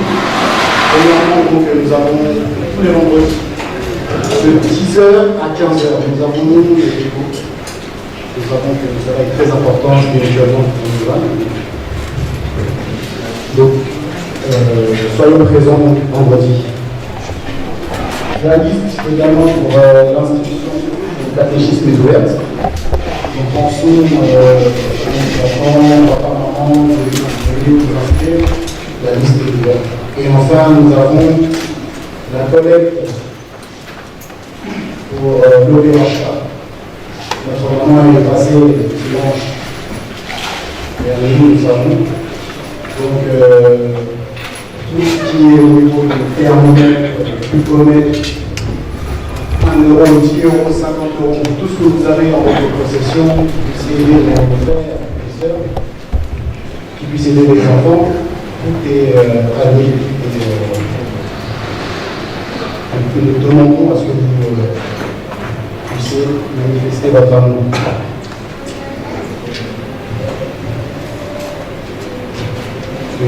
Vu la problématique qui se passe à l'est du Congo, vraiment les médicaments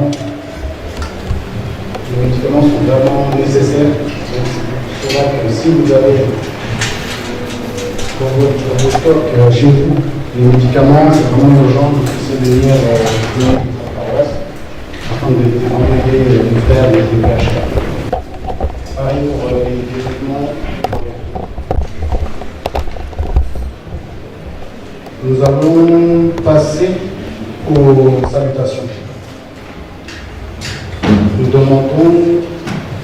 Ah pardon, je vais aller trop vite. Au niveau des communiqués. Pardon, au niveau des communiqués, nous avons 4 communiqués. Nous avons un communiqué par exemple que j'ai oublié. Donc cela provient du révérend pasteur Panzani Félix. Et cela s'adresse aux ressortissants des cataractes. Je vous lis donc cela au nom du Père, du Fils et du Saint-Esprit.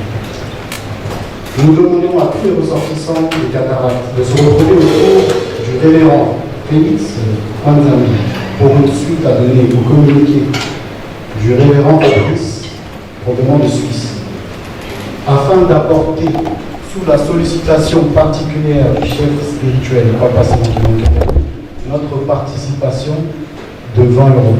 Il s'agit donc d'un appel de fonds d'urgence.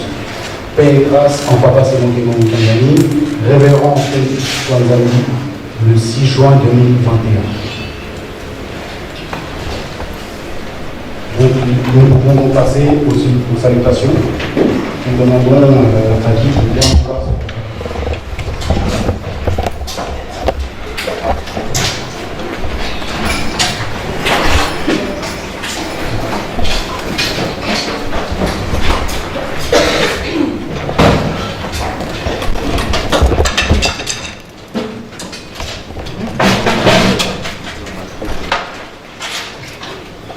Nous avons au sein de notre paroisse le retour de Ganda de Papa Célo Lucifila. Il est donc reçu parmi nous. Il a eu la force de venir prier avec nous. C'est pourquoi nous lui demandons de bien vouloir se lever afin que nous puissions.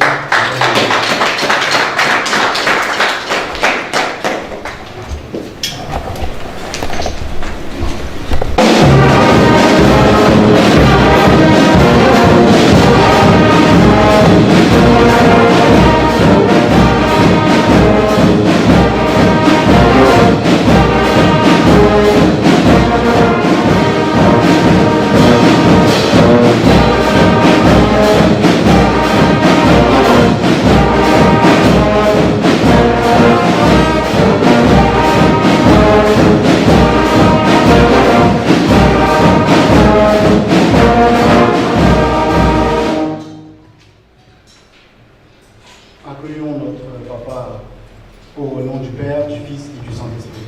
Au nom du Père, du Fils et du Saint-Esprit. Merci.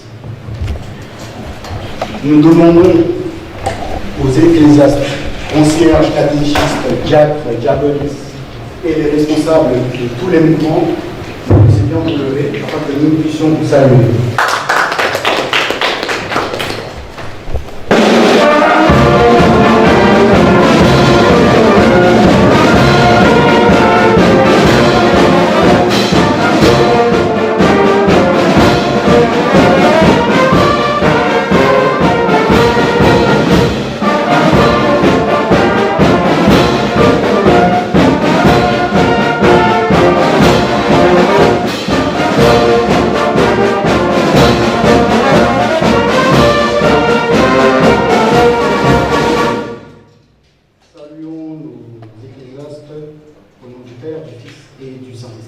Au nom du Père, du Fils et du Saint-Esprit.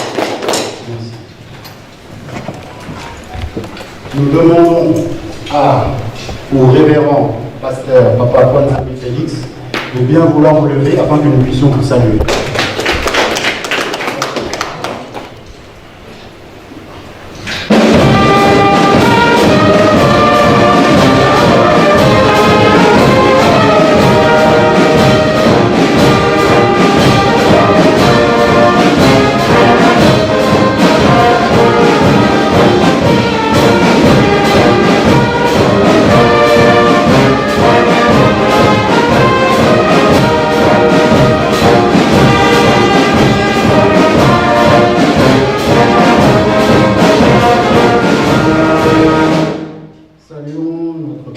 papa, au nom du Père, du Fils et du Saint-Esprit. Au nom du Père, du Fils et du Saint-Esprit. Nous demandons à papa pasteur évangéliste, papa Mbo Aimé, de bien vouloir vous lever afin que nous puissions vous saluer.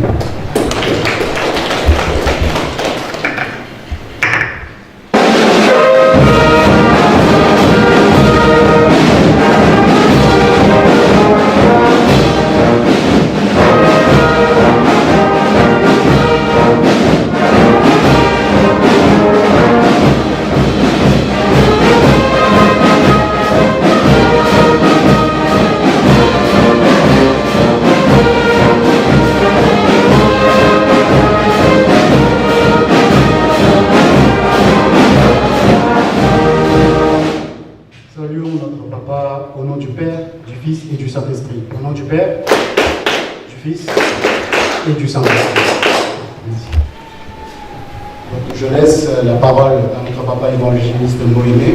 Et pour ma part, j'en ai fini ainsi. Au nom du Père, du Fils et du Saint-Esprit. Amen. Amen.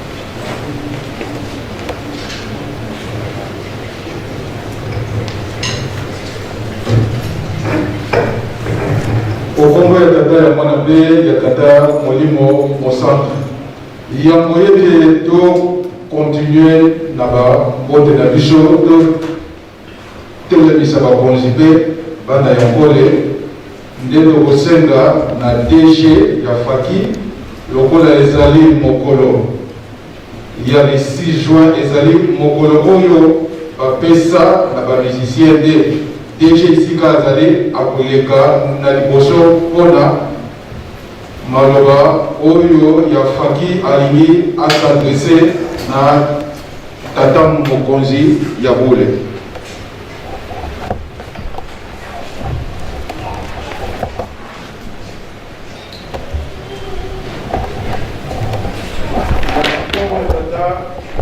Na kombo ya tata mwana mpe tata molimo santu tokotanga lisuku mpona mokolo wa lelo le 6 juin 2021 tozali kofete centenaire ya faki.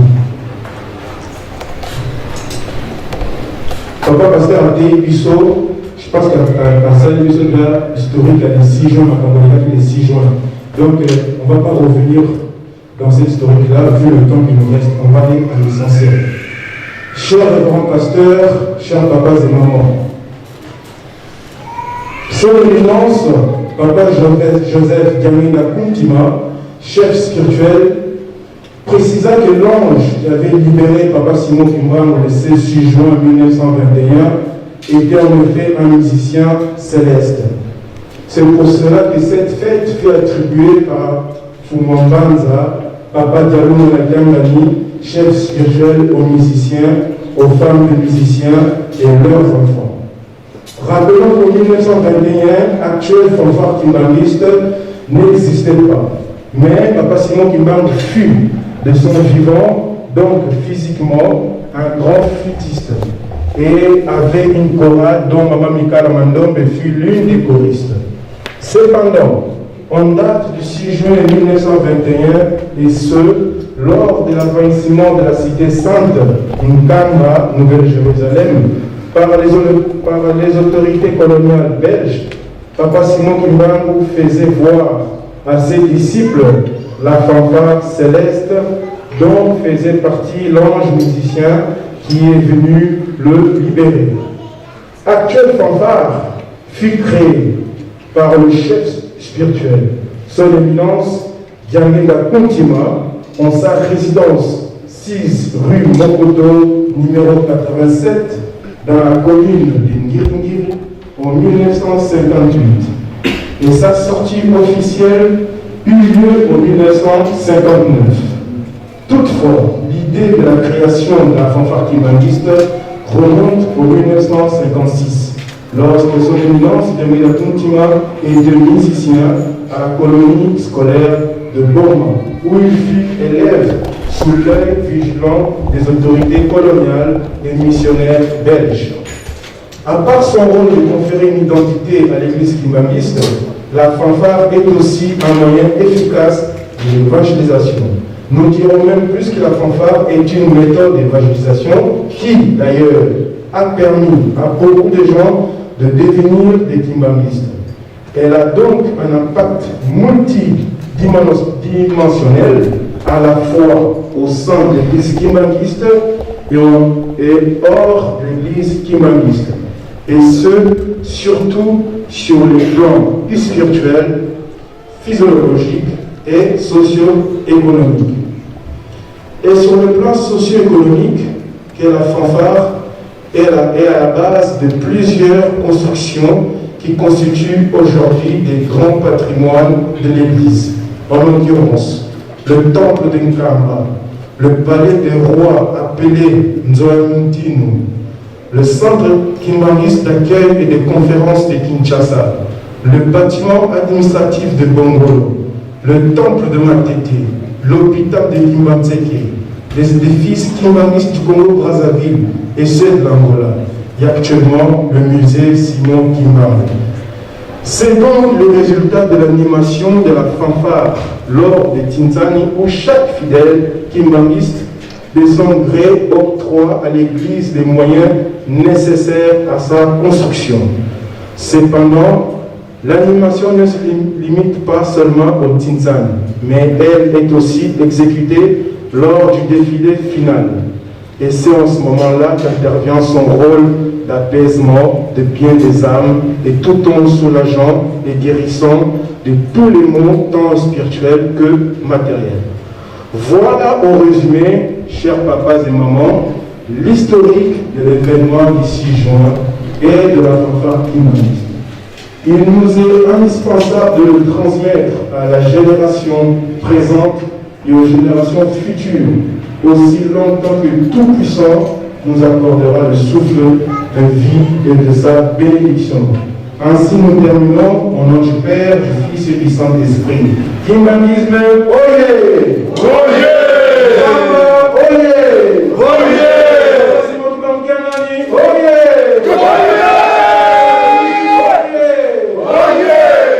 Je vous remercie.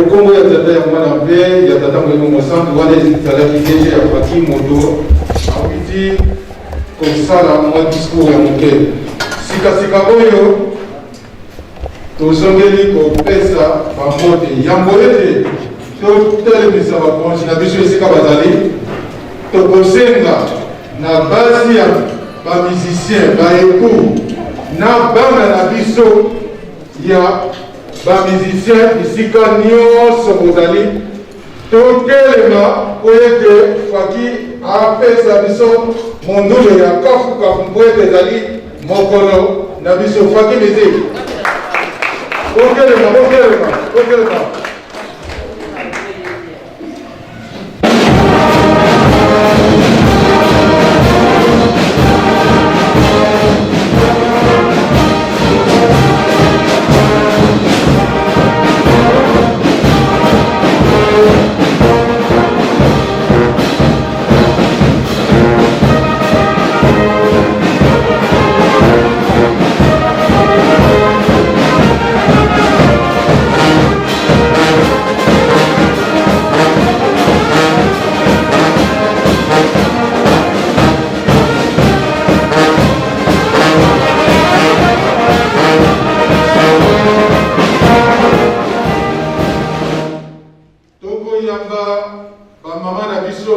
Bana na biso okombo misato okombo ya tata ya mwana ya molimo santu bovanda na bino sikasika oyo nde tokomi na eleko oyo totelemisaka bambuta ya lingomba na yango nde tokosenga na coordinateur ya Rateleki papa bisika azali na groupe na ye mobimba esika kozali botelema mpo ete biso bandeko na biso topesa bino opportunité.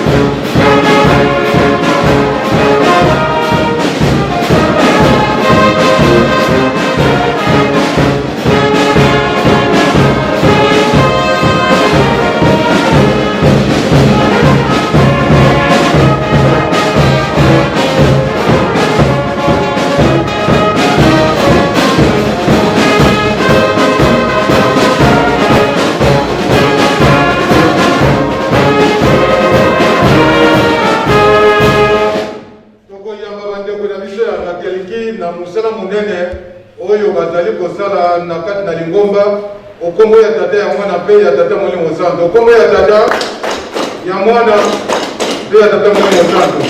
Nde tokomi na eleko oyo tokosenga na papa inspecteur papa révérend Nzamba isika azali otelema mpo ete bana na yo bapesa yo faki miko.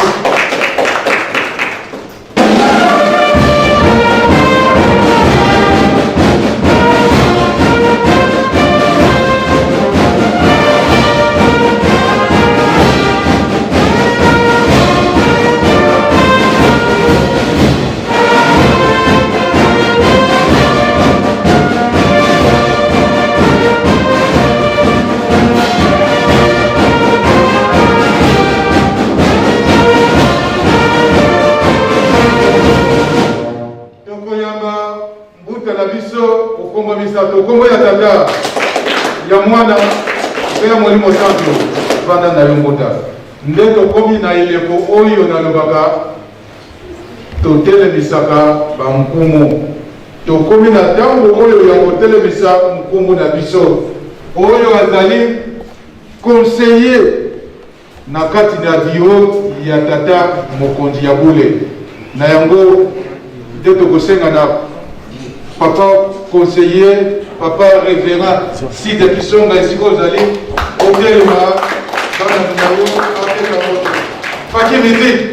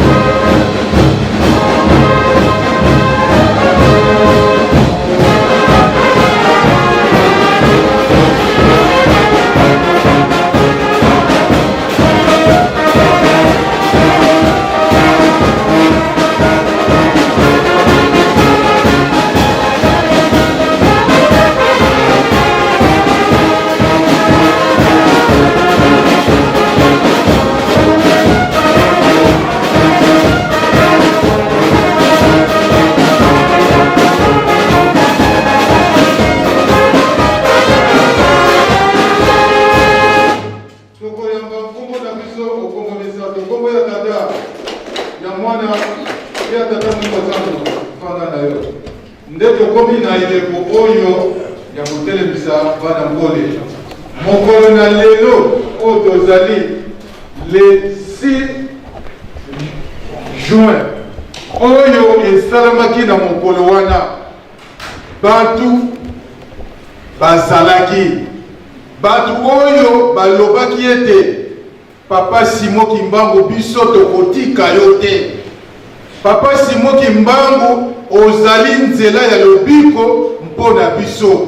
Ba oyo balobaki ete biso tokokende bisika nyonso bakomema yo.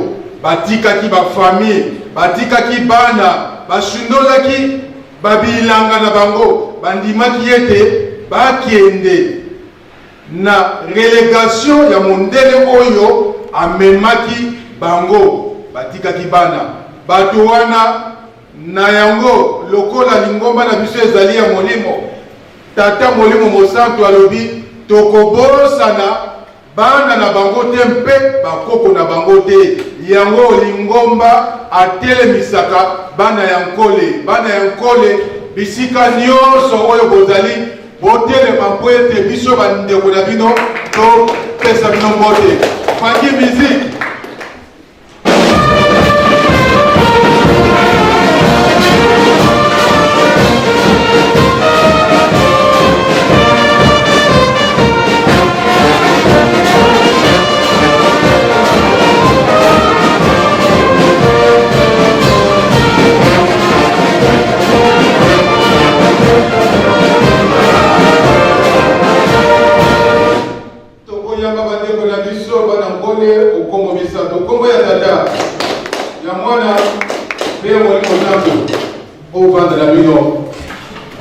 Mingi ya koloba ezalite nde tokomi na tango oyo tobengaka moto oyo azali na ndingisa ya koya kotia commentaire na masili koleka na kati na siko kasi mokolo oyo ya lelo yambo yete Papa Mfuma Mbanza apesa dati oyo na faki première fête oyo to fêtaki le 6 juin ngala zalaki elenge tala likambo ya Nzambe ndenge ezali kokende yango faki ezali likambo na biso 6 juin oye oye 6 juin oye oye 6 juin oye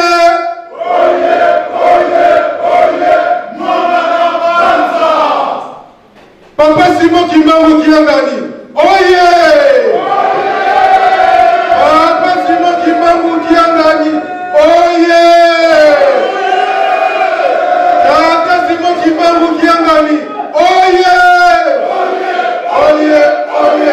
Tata Simon Kimbangu Kiangani, Mwanga Mbele, Mwanzola, Mwane Bisola, Kaka Ye Kaka, Yandi Kaka, Yandi Kaka, Yandi Kaka. Ebandaki lokola mokie mondele ayebaki ete akokanga molimo kasi molimo lelo ekomi 100 ans na yango tosengi na papa conseiller général esiko ozali s'il vous plaît papa otelema mpo ete oya kolendisa bana na mateya oyo esili koleka na mokolo na lelo s'il vous plaît papa.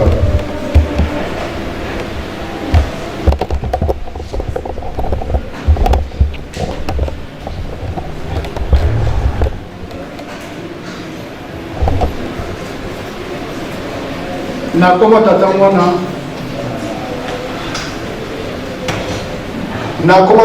mpe tata molimo santo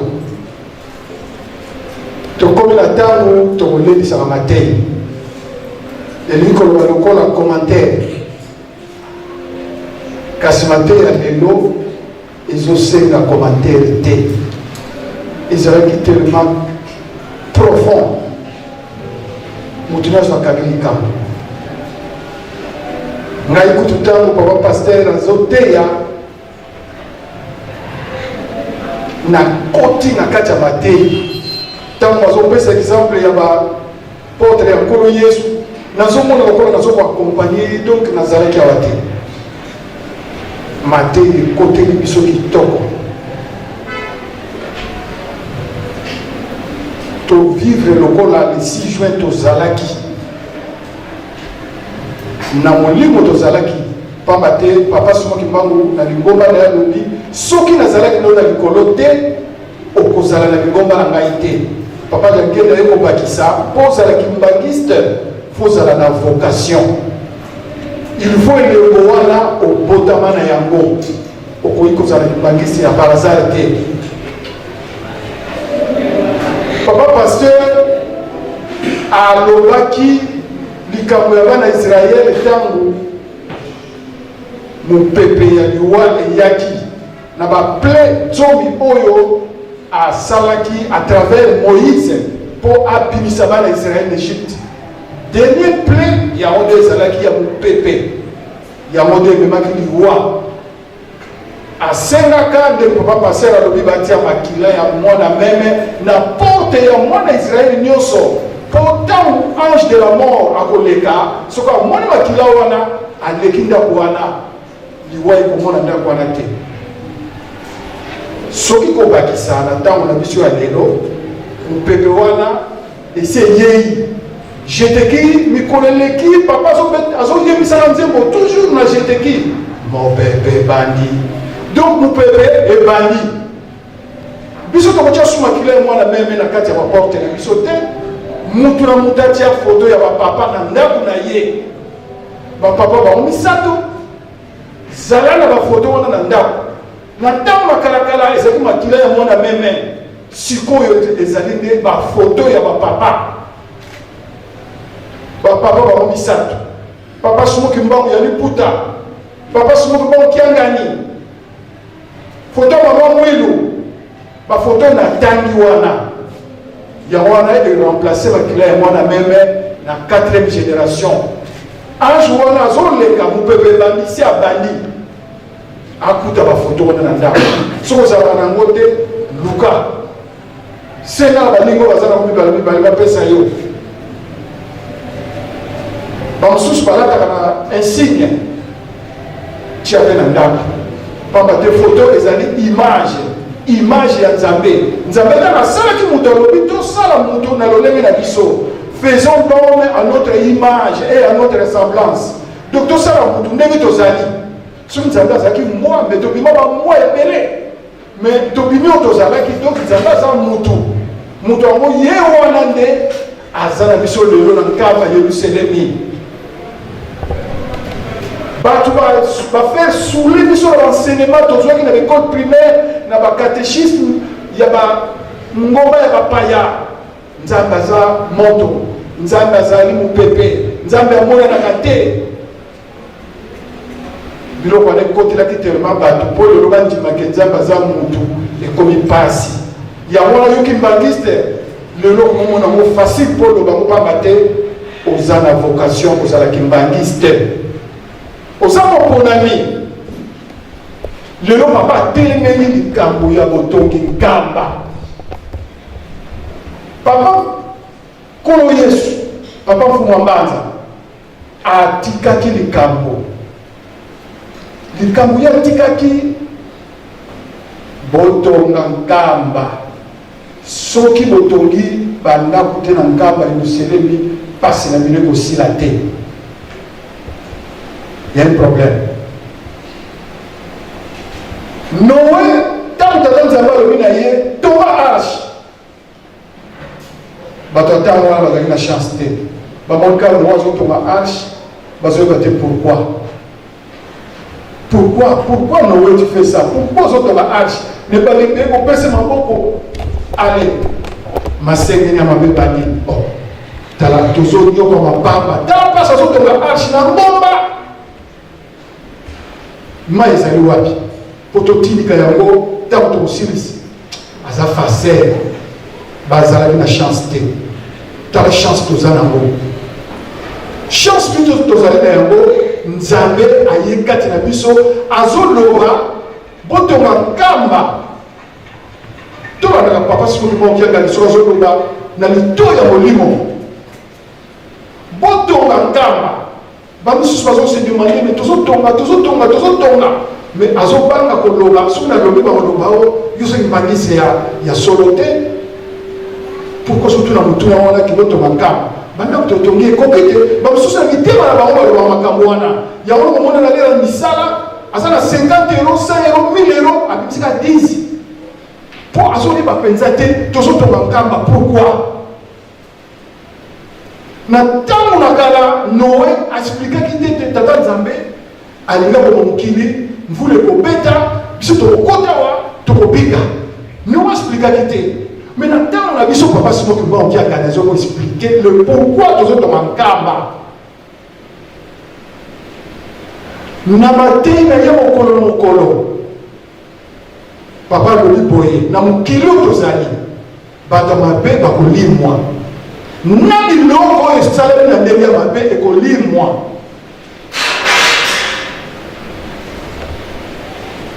biloko ebele oyo tozosepela yango ndenge asali soki limoi.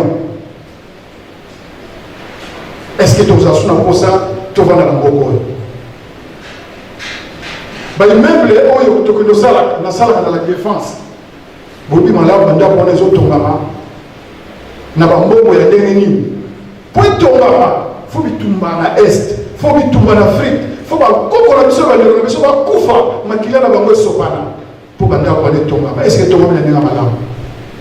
bato mabe bakolimwa na biloko etongami na ndenge malamu te. Tata Nzambe azotalisa na bandoto bamosusi bazwizwi yango na bavision azolakisa po apesa biso mayele. Mais alobi botonga nkamba bokosepela sikoyo biso bapesi biso devoir na le pourquoi tozotongela nkamba kita biso toexécute. Okomona lelo tokoma na misala na lopetaka likambo wana mbala mingi bamosusu bazwaka misala lokola sikoyo tobima tokende koseketable. Mais non, tokoti na phrase oyo ezali ke ezali matière ya examen na biso bolingo mibeko misala. Nalobaki na kosimba kote na te papa teyeli te mpo kote wana papa alobi solo nyonso asali biso rappel kitoko. Mais nde sikoyo tozopesa na kaka mayele mpo tomipesa mpenza na mosala. Mosala moto ekomisa biso bato soki totongi nkamba. Tata Nzambe azotalisa batémoignage biso na église topesa batémoignage te ekufela biso kaka na mitema. Entre biso topesaka mpe batémoignage ata likambo na moni tala likambo na moni omona tolobi yango mwa mbangu kaka mpo bapesela biso nzela te.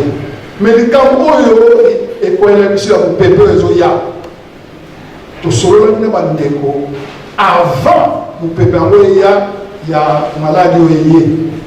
Tata Nzambe alakisaki surtout biso na kodo atoa na chance mais toza mpe na etumbu. Tata Nzambe azolakisa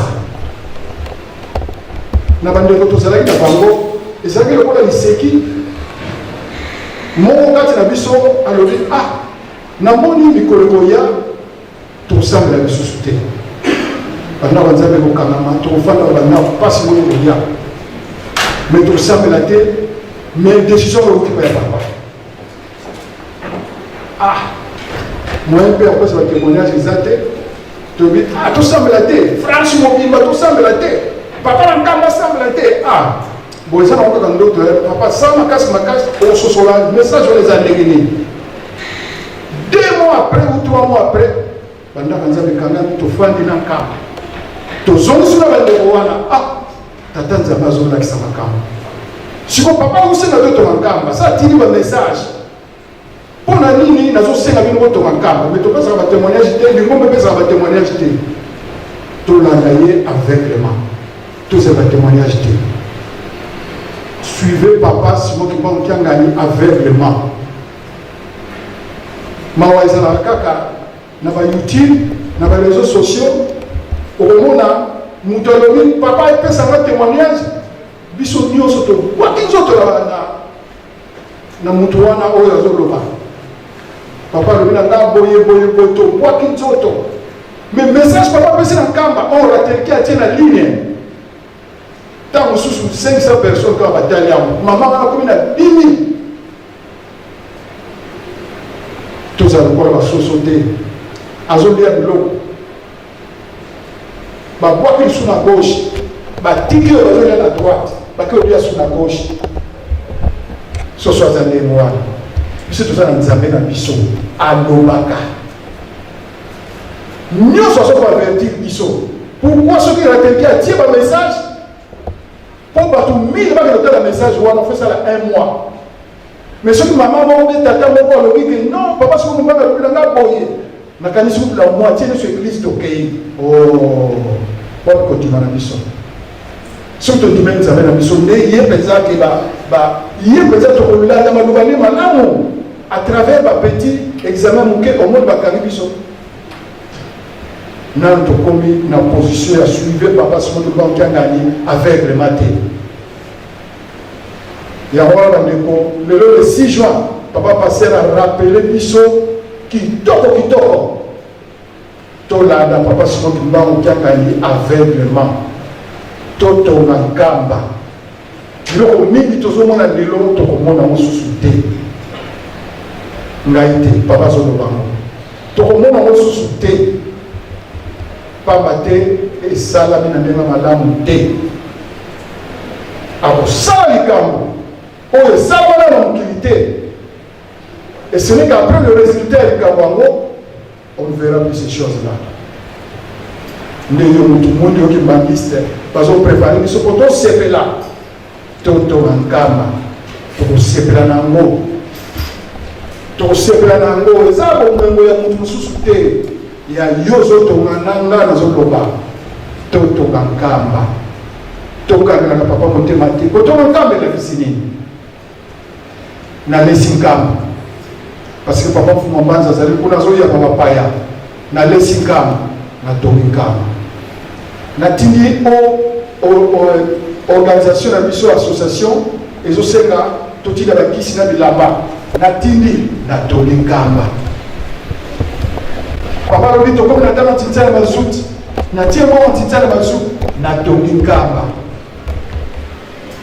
papa lobi bekateli $10 papa natongi nkamba nde nkamba eza na bafaçon ebele kotongela yango ebongi malamu na chaque façon participer na moko lobi papa lobi malikamo na nkamba ekoyoka na mokili mobimba à travers ratenki na mikili ya poto toza na baplace na biso moko te oyo tosambelelaka po tosambela fo tofuta za po tokota réunion likambo ya lingomba na biso fo tozala na bureau po benini nio bazozwa biso baprépara malamu fo bazala na studio nyonso wana soki oparticipe otongi nkamba tosalisa lingomba papa alingaki kokota niongo na mutu te parce que alingaki te lobi baya kosenga différence biso tosungi yo lingomba na yo ebimi parce que na 1921 batoni papa soki mbango yo ozali na mbongo te olingi osala lingomba alobi mbongo na ngai bato bana na ngai bazali bamoni mbongo na ngai yango wana omoni papa alobaki yoki mbangisi ezala fier ozotonga mokili ya sika likambo emonanaka na mokili te babeli ya sika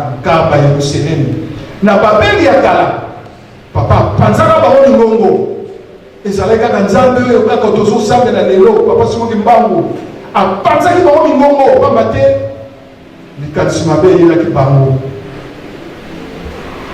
mais ayeye moko na 4e génération alobi na ye kozokisa babeli ya kala yango nde nkamba ya Yerusalemi mingongo mokili mobimba ekoya kosangana na nkamba ya Yerusalemi babeli ya sika nani akosepela na kati ya babeli wana oyo atelemi na bolingo mibeko misala nakanisi mwa lilobo tolobi ekonscientize moto na moto na pongi oyo tozalaki yango lelo le 6 juin tolandi badiscours tolandi matei vraiment tochange totubela soki omoni moya kotubela eza te yaka komotika na lingomba toyamba yo comme sentelama olobi namoni makambo kotubela eleki tro lisusu na bosana na mitie sentelama comme ça obandeli lisusu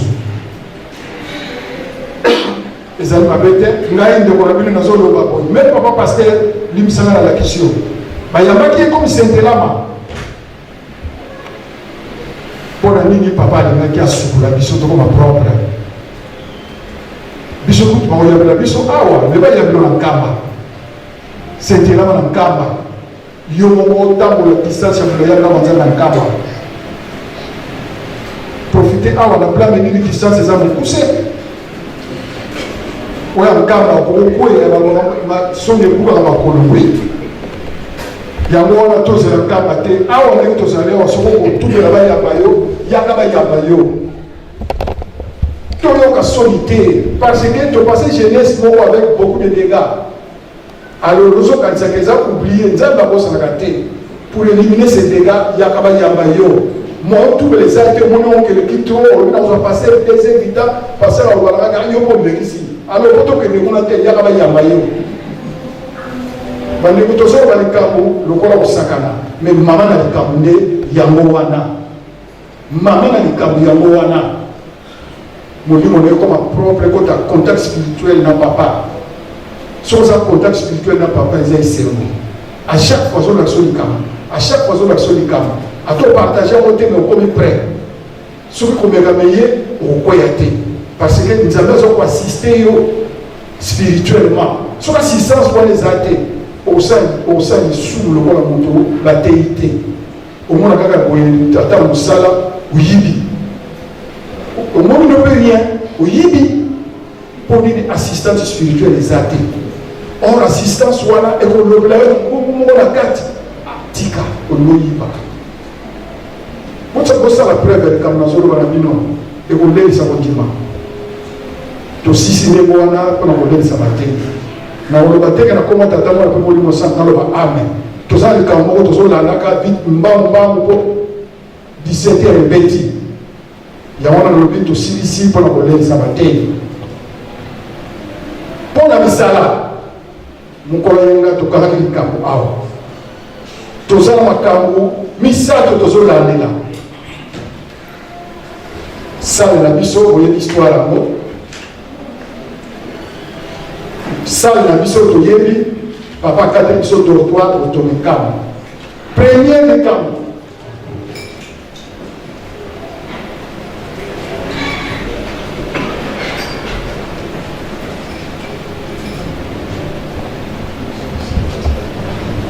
tokalaki likambo na yango likambo ya liboso tolongola ntango tokokota na deuxième phase ya kofuta salle na botongi nkamba wana biso tokotelama me premier likambo ezali nde ya bavolontaire oyo toyokanaki dimanche passé bolimisanga ntango nyonso programme ezalaka lokola université tozokima mpenza mbangu na programme mbangu pamba te ntango tokomi papa alingi ayoka résultat